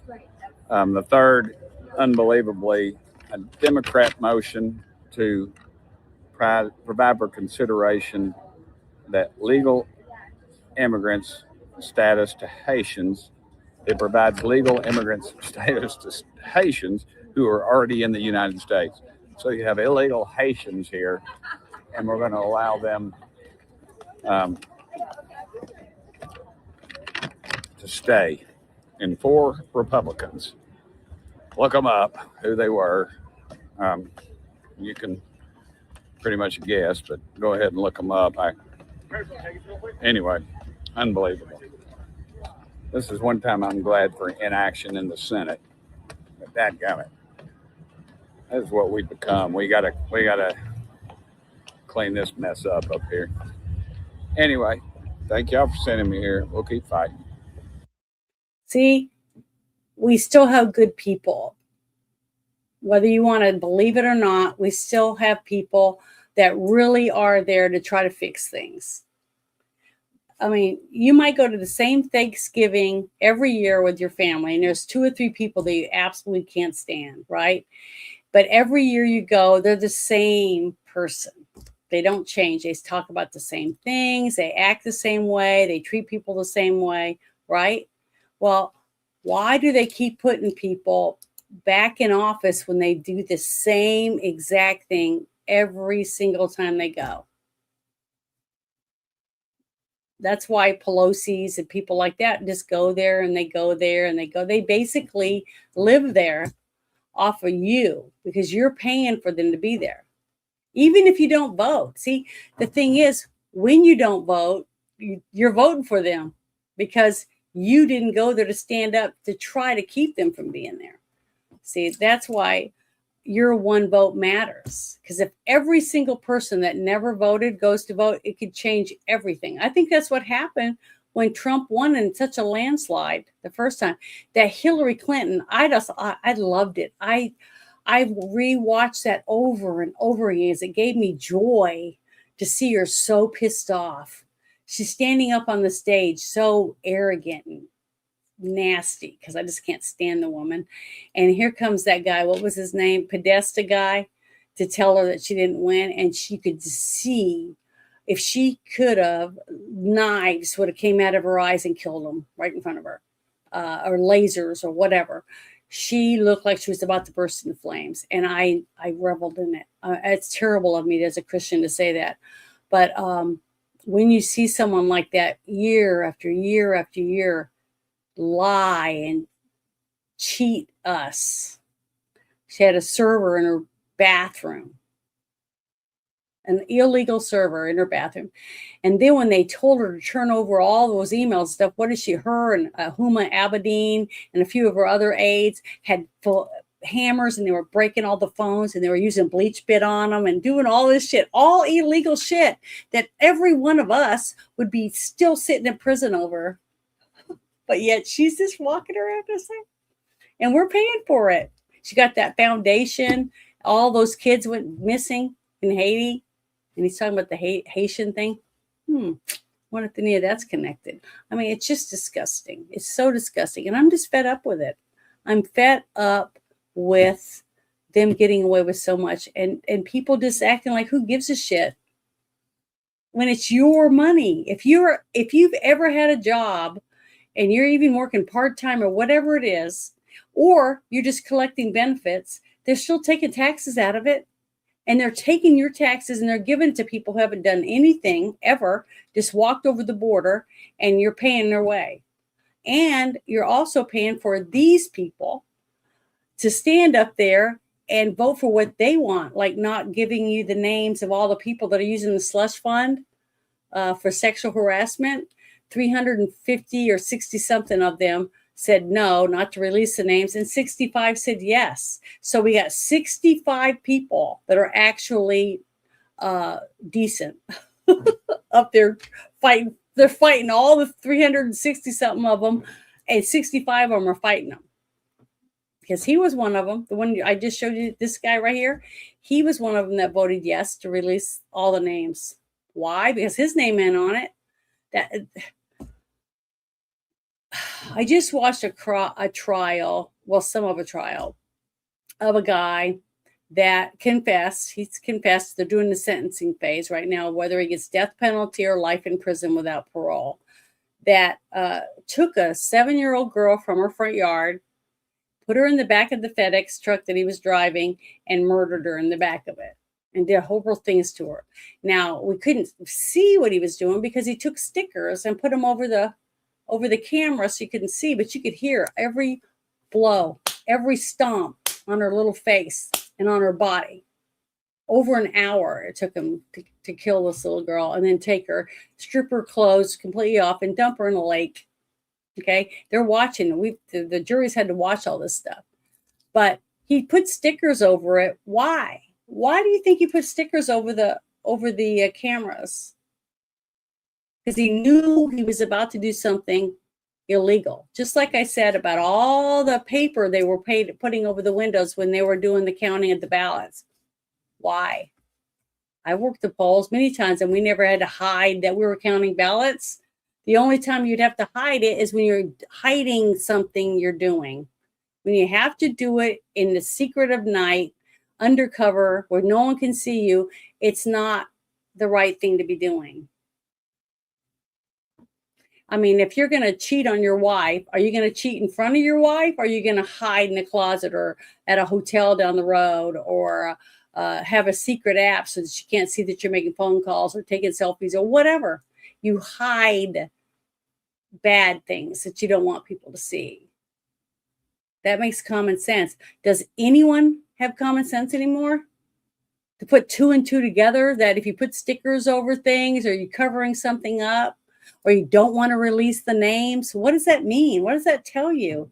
It tells me that those people don't want to release the names because more than likely their name is on there. And if their name's on there and you get to pull out the records to see how much money have they taken out of your pocket to pay because they broke people, or they who knows what else they did to people. So they got them to sign non-disclosures and paid them money. They bribed them, basically. They're using this money to bribe people. So we have a few people that come forward and say, hey, a few out of the 65 that voted yes, brought it up. Hey, let's release the names of everybody that's on the slush fund that's used money out of it so we can get rid of this, because we shouldn't have a way to bribe people or just hush money, whatever you want to call it, like they kept accusing Trump of having. Everything that they point, like my mother always said, she had five daughters. When you point your finger at someone, how many are pointing back at you? Well, there's 3 right there pointing back at me when I'm pointing forward. So all these people and everything that they're saying they're doing it. You know, like the fraud with the real estate fraud, tax fraud, all these things that they're saying they threw at Trump to try to say that Trump was doing. They go to court. They didn't have the stuff. Like when they went to Mar-a-Lago and did the raid, and they went through Melania's underwear drawer and shit. You know, it was to humiliate him. Whatever. Maybe they were trying to find something that he's got that they want. But Trump was smart enough to know they're going to try to come here and get it, because you can't trust criminals. You can't trust people that constantly have to cover up, put stickers over the camera lens. You can't see what they're doing. Okay. But the thing is, when you're that arrogant and narcissistic, you forget about little things. And that little things are what they're collecting and getting evidence for. Just like I was saying about the emails. Okay. The email saying, oh, grape soda and pizza. Same thing that was said in a lot of things with Comet Ping Pong. So that means either the same people might be involved or they hang with some of the same people because they're using the same terminology for what they're doing. See, there's similarities in there. It's the same thing. Like when they tried to catch the Green River Killer, they went and interviewed Ted Bundy in Florida. They went from, I think it was Oregon, or was it Washington? It was right in there, in those areas where the Green River Killer was killing people. They went to Florida to talk to a guy that was on death row because guess what? He did the same thing. And when they said, how can we catch him? He said, well, if you watch a documentary, you can see yourself. So it's not hearsay because you can go and see if I'm lying or not. And then come back and tell me, you're a liar. I went and watched the documentary. Didn't say that, but go watch it and tell me I'm wrong. He said, the next time you find a body, a fresh body, stake it out because it's going to come back to the body. And they go, well, how do you know that? Because he said, because I did. Ted Bundy would go back to the dead women, put lipstick on them, makeup, and have sex with the dead bodies and brush their hair and stuff. And he knew that the Green River Killer was probably doing the same thing. And an interesting thing with the Green River Killer, because I remember the interviews with all these agents, his FBI agents and detectives and stuff, trying to find out what they thought it was a Satan ritual or whatever that he was doing to these women when he killed them, because he was putting rocks in the women's vaginas. Okay, and I know this is kind of graphic, but this is an adult show. He was putting rocks inside of them. So somebody was saying, oh, that's got to be some type of devil worship or something. So when they did get him, they asked him, why'd you put rocks inside the women bodies like that? He said, so someone else wouldn't have sex with them. That's how sick and demented these people are. He actually believed that when he left a body halfway in the river or whatever on the bank of the river, he put rocks inside their vagina, that some guy is going to go be walking by fishing, want to go fishing. He's going to look down and say, oh, a naked, swollen woman with flies all over her. Man, I'm going to jump that. That's how sick these people are. Okay. So when you have sick people, you have to collect information like that. So the next time you see something like that, and you're a detective, you can say, this killer did these same things. So we got another serial killer. And we need to start on the lookout. And these are the things that I would look at because they did research, try to put things together. That's another reason why, if you look at it, in a lot of Democratic-run states, you're not allowed to bring up past things that a person has done when they're accused of a crime. Let's say, like this girl that I was telling you about, this 7-year-old. Well, normally, in court, if it went to trial, which it didn't because he confessed because he knew he was gonna, they had the video. Like I told you, they had the audio of him. They see him with her standing behind his truck when he told him that he had run over with his truck. Well, she's standing behind him. She's not injured. She's like, what's going on? Where are you taking me? Are you a kidnapper? She's asking all these questions.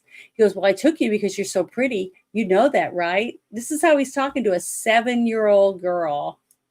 He kidnapped her after he delivered Barbie dolls for Christmas to her at her house. It's disgusting. But, he confessed. So now it's a sentencing phase, so they can do it a little different. It doesn't have to be the same.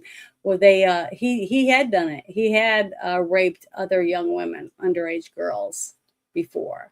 He decided to take a 7-year-old one. It's disgusting. We have so many bad judges, and we got so much stuff like this happening in our country, and we need better judges. We need people to follow the law, because raping and killing young people is criminal.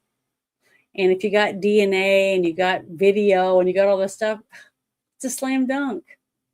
But then you have judges say, well, they're going to do this starting next Wednesday. I tell everybody, start watching it if you can. You can watch the recordings when you get off from work. Starting Wednesday next week, the defense is going to be bringing in his side. to try to say, well, his mom drank alcohol when she was pregnant with him. That's part of the problem, why he does what he does. How many of us, his mom didn't drink one drop of alcohol while she was pregnant, carrying us? Are we all killers too, or waiting to kill simply because of that kind of stuff? It's ridiculous, the kind of stuff they're going to bring up. But I don't know if I'll be able to stomach it. I might watch a couple videos and fast forward through the parts that I know are, bullshit, because it's really hard for me to handle that stuff. But it's just sad that that's where we are. And now we got this guy right here, still going to work, knowing that he's an uphill battle. The whole thing's an uphill battle when you've got 360 people against you, and some of them are supposedly on his side. Just like you said, you can look them up, the ones who voted to give the Haitians citizenship simply because they're already here. Doesn't matter that they're illegal. See, it's sickening.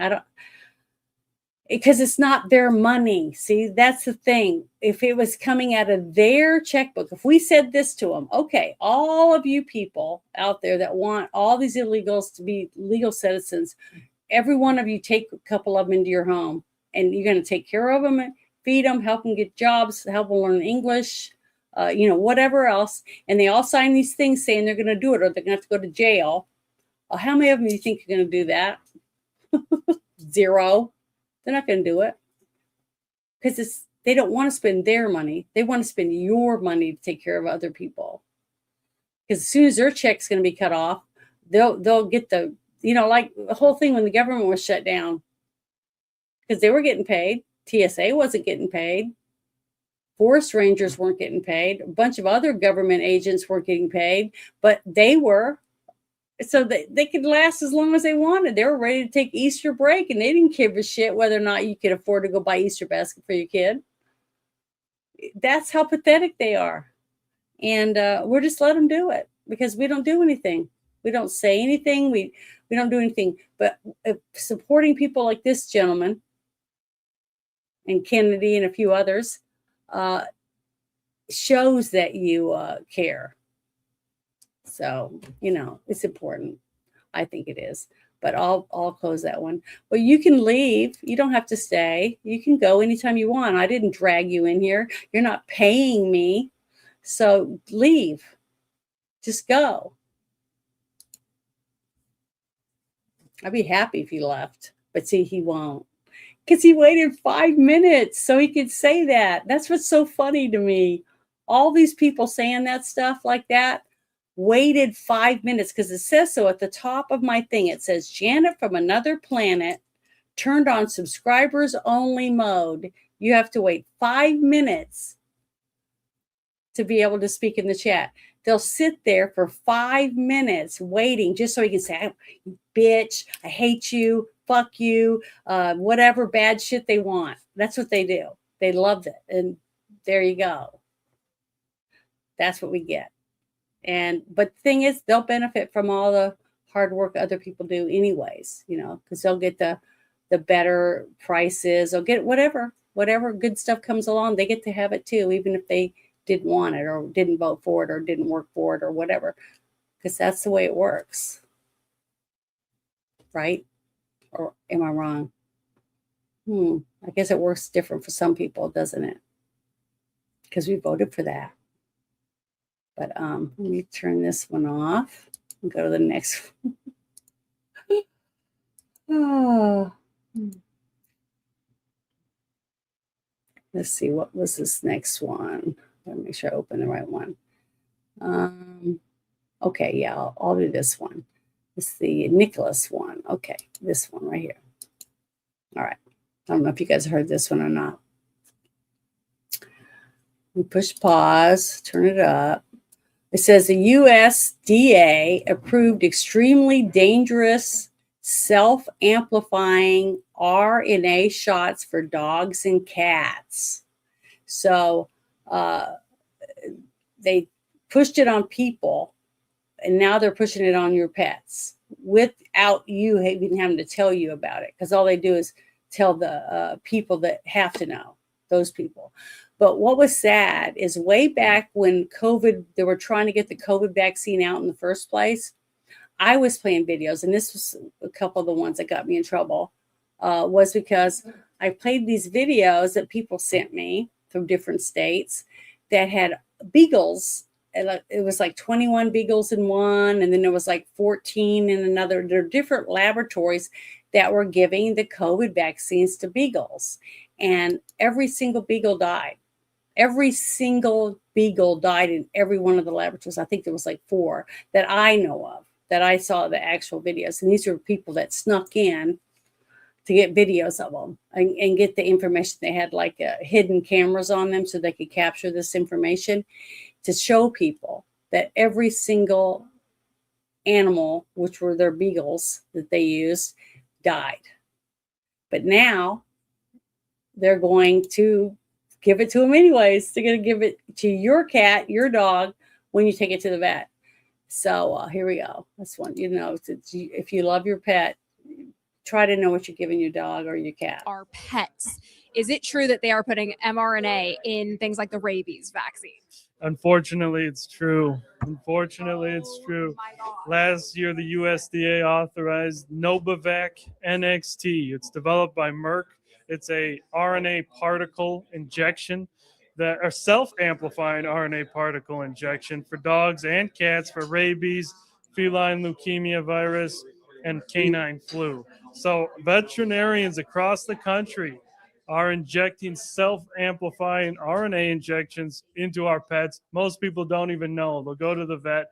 Nobody tells them it's self-amplifying RNA. This could probably shed onto dog or cat owners through bodily secretions, given how it's self-amplifying. So if you go to the vet and you have to give your dog or cat a rabies shot, make sure it's not Novavax NXT. I gotta go check that, because now if my cat got it, does that mean I'm vaccinated? We don't know. They never tested it. Well, the reason they don't test it is because they don't want you to know that's what it does. But guess what? I get allergy shots, and I've told people that, a lot of that on my show before, because I'm allergic to ibuprofen. I'm allergic to gluten. I'm allergic to a whole bunch of different things. But the thing is, when my allergy doctor is the one that told me don't get the vaccine. He said, I don't recommend you get it. And I asked him why, and he said, because we don't know what's in it. He said, look how allergic you are, all the things right now, right? And I'm doing shots every week. I've been doing it for 3 years, over 3.5 years. And I still get huge snots on my arms and stuff. And sometimes I get giant bruises when they try to up my dose of all the things I'm allergic to. So they give you a small dose, and your body's supposed to end up realizing, hey, this isn't going to kill you. So don't have such a severe reaction. So over time, your reaction gets less unless you don't get, your eyes don't swell shut anymore. You don't sneeze your head off and all those different things. That's what allergy shots are for, to help your body realize it's not a deadly thing that you need to try to defend yourself from. It makes it easier to be able to go out in the pollen and things like that. And you don't have all these symptoms, because I have them year round, mold, mildews. I'm just about allergic to every tree and grass in the state that I live in. So it's really tough, but I still get up and still do stuff. I have chickens, and I'm allergic to feathers. I just wash my hands, and I mow, and I have an EpiPen. I put it in my shirt in case I get stung by a bee, because I'm really bad allergic to bees. But I still live my life. I still go fishing. I still do what I want, because I'm not going to sit in my house and do nothing simply because I'm allergic to stuff. But now what's sad is now they're doing this under the cover of darkness, basically, after I told you about what happened to all those dogs. So your dog dies. Are you going to sue your vet? Are you going to be able to afford to sue your vet? You see what I mean? So your pet gets that vaccine and ends up dying. And I have a couple of friends who's lost their dog, and I haven't had the heart to say, hey, can you find out what vaccine, what rabies shot your dog got, or whatever the other shots were they listed. But I haven't had to. I just haven't been able to do it yet, because they're still really, really upset over losing their pet, and 2 of them in the same house, 2 different breeds of dogs and their girlfriend and boyfriend, and each of them had their own dog, and they took them, and both of them died. So how does that happen? You know what I mean? Think about it. Both dogs, totally different breeds, 2 different ages, and they both died. So, I think it's horrible. But until a bunch of them die or other things, they're not going to be able to get the data. And if nobody's collecting data, then nothing's gonna happen. Nothing's gonna change. And it's sad. It's another thing that I try to explain to people to pay attention. Now, at least, I'm going to share this in the chat, this link. Look this up. Look up the name of the medicine he talks about in here, and see whether or not that's the one. Ask your vet when you take your pet in, I don't want my cat or my dog to get that vaccine. This is the one I don't want. So I'm sure they can fix it, because that's going to shed on you if you haven't had the vaccine, which I have not. And he also told me this. It was like 4 months after that part, when he told me that, he said that there was some studies coming out from other countries that he had gotten about the shedding, right? So he told me to not have close relations with anyone who had just gotten the vaccine, to wait, 6 months or whatever. And I was like, why? And he said, because they're probably shedding, which is what he's talking about with this certain vaccines. Your body gives off some of the vaccine from your skin, your sweat, your spit, stuff like that. So it's it's sad that they don't have to tell you what they're giving your pet. It's your pet, and you're going to pay them to give them a shot that might kill them. I don't think that's fair. You might end up spending. I had a friend that had a older beagle, and she was having problems, female problems, like prolapsed uterus or something like that, because it does happen to dogs. And it was the weekend, which is so weird because it always seems to happen on the weekend. So she called, and they took the dog in, and they told her what was wrong with her and stuff. And they said, but we can do surgery. And she said, okay, well, how much is it going to cost me? She said $10,000. She went, what?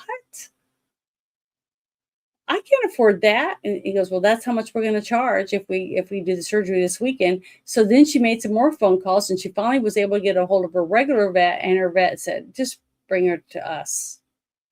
And it wasn't even but like $300 or $400 to have the surgery that she needed to have done. So it's pathetic how these people will take advantage of you because they know how much you love your pet. You take your pet to daycare or to a special place when you're out of town or you have to leave town.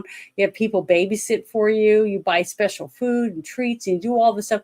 We spend millions and millions of dollars on our pet. And now they're going to come out with this and jab your cat or dog without even telling you what they're giving it or what's in it. And I just think that's terrible. It's no different than some people's kids, because a lot of people don't have kids. They just have a dog or a cat, and that is their kid. And they'll have it for 14, 16 years or longer, depending on the breed, right? They shouldn't be allowed to do that. Do you think they should be allowed to do that? I don't. I think they should have to tell you what they're giving your pet. Just like the dog food. When you read the bag, it's supposed to have all the ingredients. So let's say your dog has skin allergies or whatever. You'd be able to say, oh, I can give this one to my dog because it has this, that, and the other, and doesn't have what causes them to have the skin allergy, whatever it is, whatever your vet, I guess, would tell you. So why wouldn't they have to do that with medicine?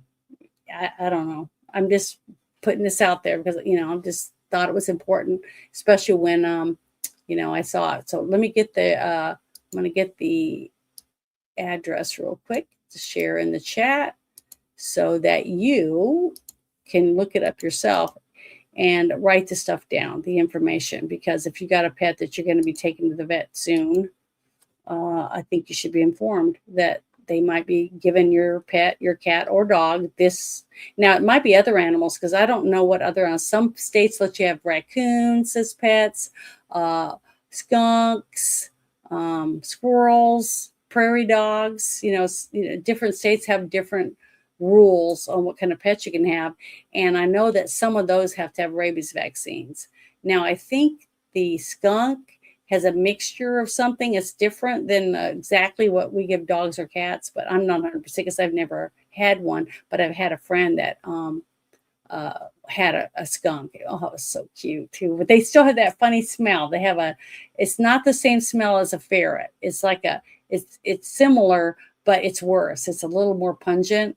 They still have it, but they even had the scent gland taken away. But, I just don't know if I believe in that kind of stuff because, I don't know.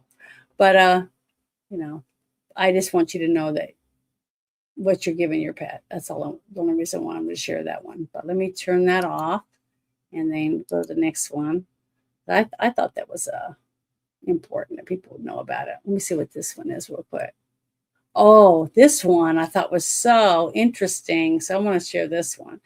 And I bet most of you probably have never even heard of this, but I was like, what the blank when I saw it. So here we go. Very, very interesting. They're saying that Fox News reveals bacteria was smuggled into America from China in a shipment labeled women's underwear. I just think this is awful. A Chinese researcher in Indiana University who is reportedly a member of the Chinese Communist Party has been jailed in a troubling case. So I'm going to let him tell you because basically everything they put on there is what's in the video and I don't have to read it if they're already going to talk about it. But let me pause it and start it from the beginning and I'll make it big so you can hear it. But this is like, I'm thankful that at least people are putting this out. So if you're trying to be informed, you'll learn about a lot of these things. And hopefully you'll share it with other people so they will be informed also. But here we go. Tonight, we tell you about the latest in a string of incidents involving Chinese nationals and concealed biological materials tied to U.S. research institutions. A graduate assistant at a major university has pleaded guilty to secretly smuggling bacteria into the country by hiding it inside a shipment labeled as women's underwear. We get details tonight from senior correspondent Eric Shawn in New York. Yo Wang Xiang was a PhD researcher in the biology department at Indiana University in Bloomington. He was here on a student visa, first issued in April of 2023, but pled guilty last week to illegally bringing in biological pathogens from China. Authorities say he admitted he was a member of the Chinese Communist Party, and investigators say he was connected to a Chinese government-related biolab, all while living in the Midwest for the last 3 years. Court papers say someone in China sent Xiang a package to his apartment near the university labeled as women's underwear. But the FBI was suspicious because the shipment came from a Chinese scientific company, and it turned out the box contained E. coli DNA samples. E. coli can make people seriously ill, especially children and adults over 65. You could certainly utilize biological material, genetically modified material brought into our country that could pose a risk to our health or our economy. Absolutely could. The special agent in charge of the Indianapolis FAA office that made the case, Timothy O'Malley, calls Chinese biosmuggling a threat to national security. In this case, we were fortunate it did not happen, but this problem is not an isolated problem. Zhang was sentenced to 4 months in jail, but got time served. He was transferred to the custody of ICE to be deported. And he's not the only case. A Chinese student at the University of Michigan lab pled guilty to smuggling in a toxic fungus that could destroy crops and cause vomiting, liver damage, and reproductive defects in both humans and livestock. Brett. Eric Shawn in New York. Eric, thanks.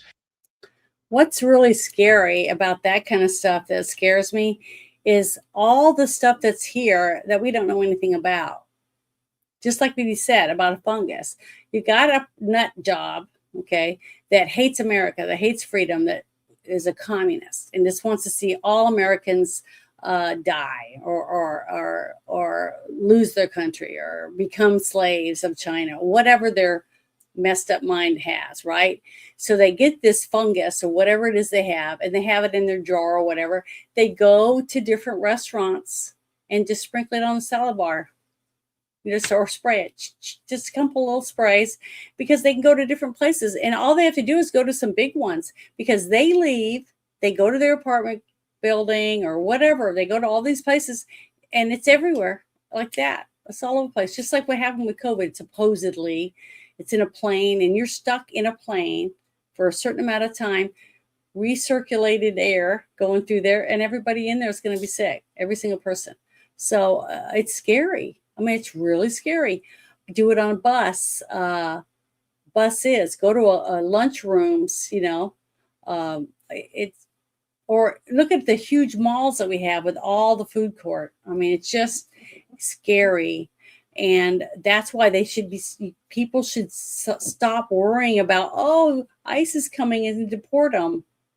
They should be worried about, why are they here? What did they bring with them when they came over the border? Because not all of them, very few of them are actually just from Mexico. I mean, people aren't thinking about what they're doing when they're holding their signs up, as if they're not understanding the depth of what could have come over walked right over the border. Dirty bombs from Iran or from other countries that want to see America, destroyed, brought to its knees, or whatever. So it's really sad to me that we have so many people that are so brainwashed, they don't think for themselves anymore. I'm not saying you have to agree with everything I'm saying. All I'm saying is think about what you're seeing and go look up stuff for yourself. Read, research, get information, and start looking at it and who's pushing it. That is important. I really just wish more people cared enough to do that, because, okay, a fungus like that could make people sick. It may not kill people unless you're already got immune compromised bodies. And a lot of people do, because of them getting jabbed up, and they're sick now. They have heart problems. They have stomach problems. They have skin problems. They have, I can't even think of all the different things all these illnesses that people have now, because they went and got the COVID vaccine. And, and I feel bad for these people, because I didn't, not because I wanted it, because a lot of people in my family did it, and they got multiple. Some people got multiple ones, and they've got health problems right now. And it's really sad to see that. But every week I had people bringing me a test kit. You need to get tested. And I go, for what? For COVID. Why? I'm not sick. Well, you haven't gotten the jab. And I said, so I don't have a fever. I'm not sick. I wash my hands all the time because I have allergies. If I go to a grocery store or something, I have to make sure I wipe my hands and stuff. And the cart, because they could have had some sulfur in their lotion they were wearing on their hand. Their perfume. There's so many things that if I don't know what the chemicals are in it, I could get really sick from. And I have to carry EpiPen with me. I know it sounds pathetic, but I'm not the only person. Every week when I go, I see hundreds of people, different times, because I'll go when I'm available to go on a certain day when she's giving the injections. And I see tons of people. And there's more people in line to get tested to see what they're allergic to. So there's a lot of people that are in the same boat I am that never got the shot because they were told, hey, I don't recommend that you get it because we don't know what's in it. Because he showed me, he pulled out one of those, when you open the thing, it's got like 3 bottles in it, right, of the stuff. And it's in a cardboard box, and it has this paper all folded up really neat in there, just like when you open some of your other medicines. They got this thing in there. It's got all the ingredients and different languages and all kinds of stuff. I guess it's important depending on what your medicine is, right? Well, this is what was in there. And he opens it, and there's a bunch of, words and like numbers and letters all twined together and stuff at the top. But when he opened it up, there's nothing anywhere else. It was blank. And I said, why is it blank? He goes, I don't know. My own allergy doctor didn't know why it was blank. He said, I guess they they didn't want to disclose what was in it. And I said, why would they do that? And he goes, I don't know. But that's why he felt the need to tell his patients that, I don't recommend that. I don't want to be the one to give it to you. Oh, I think you should not get the shot. I think you should wait a little while till we find out more about it and stuff like that. And he just told us to, wash our hands more, stay away from people that we thought might have COVID, all this kind of stuff.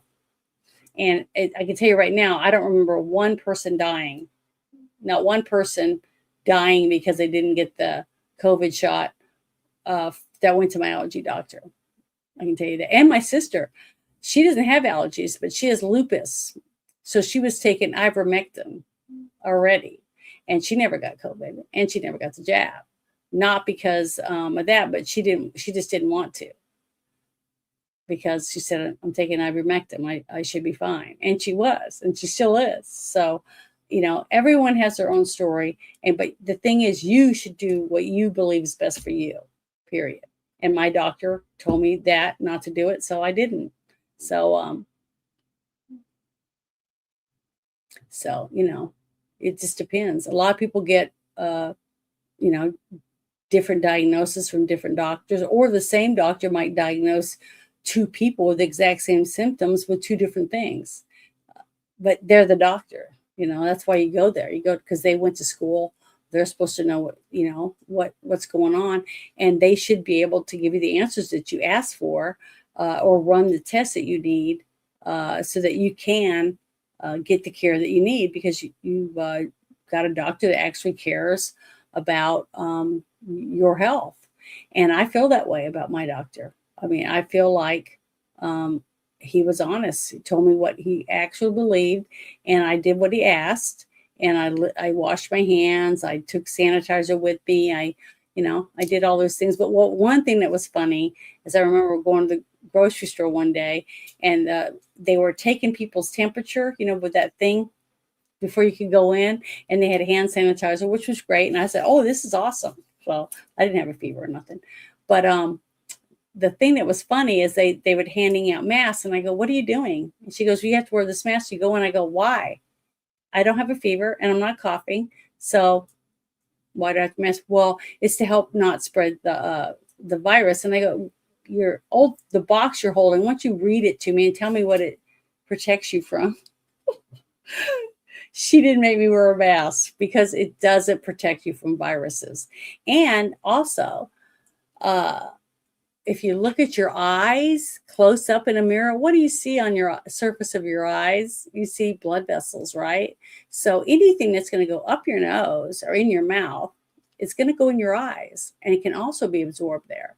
So if you're not wearing a full face covering, or basically what you would wear a hazmat suit, then a mask like that is not going to protect you.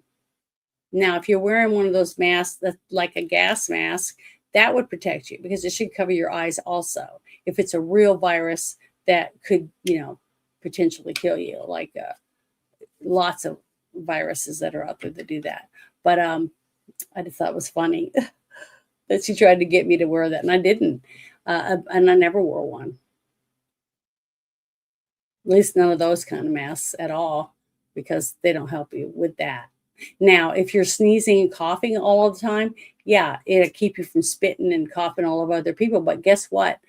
Honestly, if you're sneezing and coughing, like when I'm having a sneezing fit or having a really bad allergy day, I won't go to the store and cough all over people and sneeze on people, because I have courtesy for other people. I wouldn't go. I would stay home. So I don't know. I just think it's funny.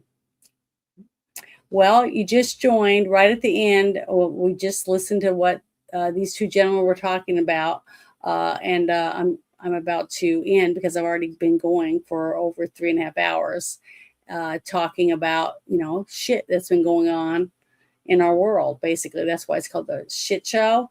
But sorry that you stopped in when I'm about to stop. But we were talking about virus, some people being arrested for smuggling in viruses, fungus, stuff like that, and how easy it was for them to just walk over the border with it. And that's what I was talking about it, that, you know, how dangerous it is, you know, that we're very lucky that something really bad hasn't happened simply because we don't know what walked over the border. You know, we have no way of knowing who's sitting where with what, just waiting for the right moment to do whatever it is that they're supposed to do with it.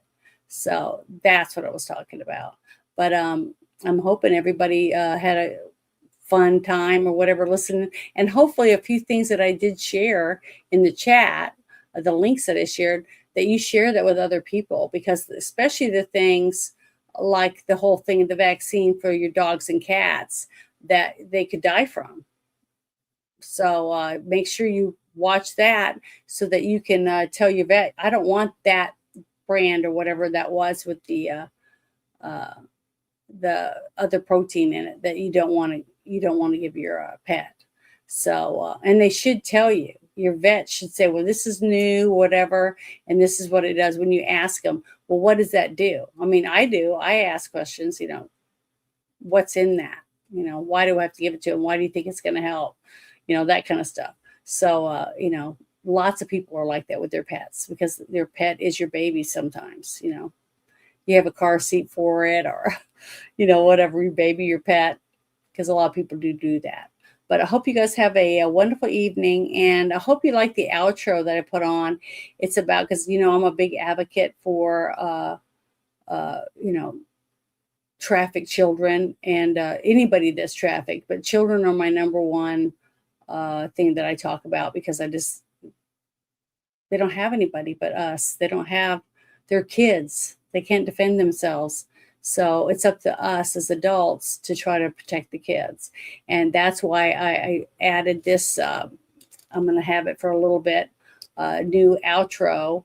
And it's Tim Tebow, and he's talking about trafficked kids. That's a new thing that he's added to his foundation about trying to help save kids that have been trafficked and get them help after they've been saved, because a lot of them need therapy after some of the things they go through. So, I just think it's important, and, you know, I'm not getting paid or anything by him, but I think it's important because I believe that there's so many kids out there that are so close to being found, or people suspect that they're being trafficked, but they haven't done anything. So if they see something, a video that makes them go, man, I'm going to make a phone call, because that's all it is. You just call the cops and say, I think this kid's being trafficked. And you don't have to give your name or anything. Just give your name. You just give the information where they're at, and they'll get a hold of the right people and try to find out if that's happening or not, because you could help them. And then one day when you're looking, you might actually see somebody getting saved. So it's real important. If we stick together, we can help people. We really can. I really do believe in that. But it's up to us. It's our towns. They belong to us. Because of our jobs and because we pay taxes, that town is living.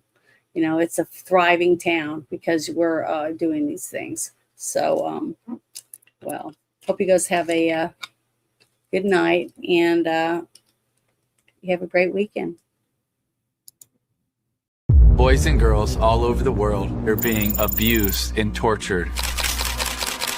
The worst moments of these children's lives, they're being videotaped and they're being shared with other offenders all over the world. Many people would refer to this as CSAM, child sexual abuse material. They are suffering and they don't think that anyone is coming to help them. But we can. We can build that army and we can go get them. Come be a part of this team that is trying to push back this evil.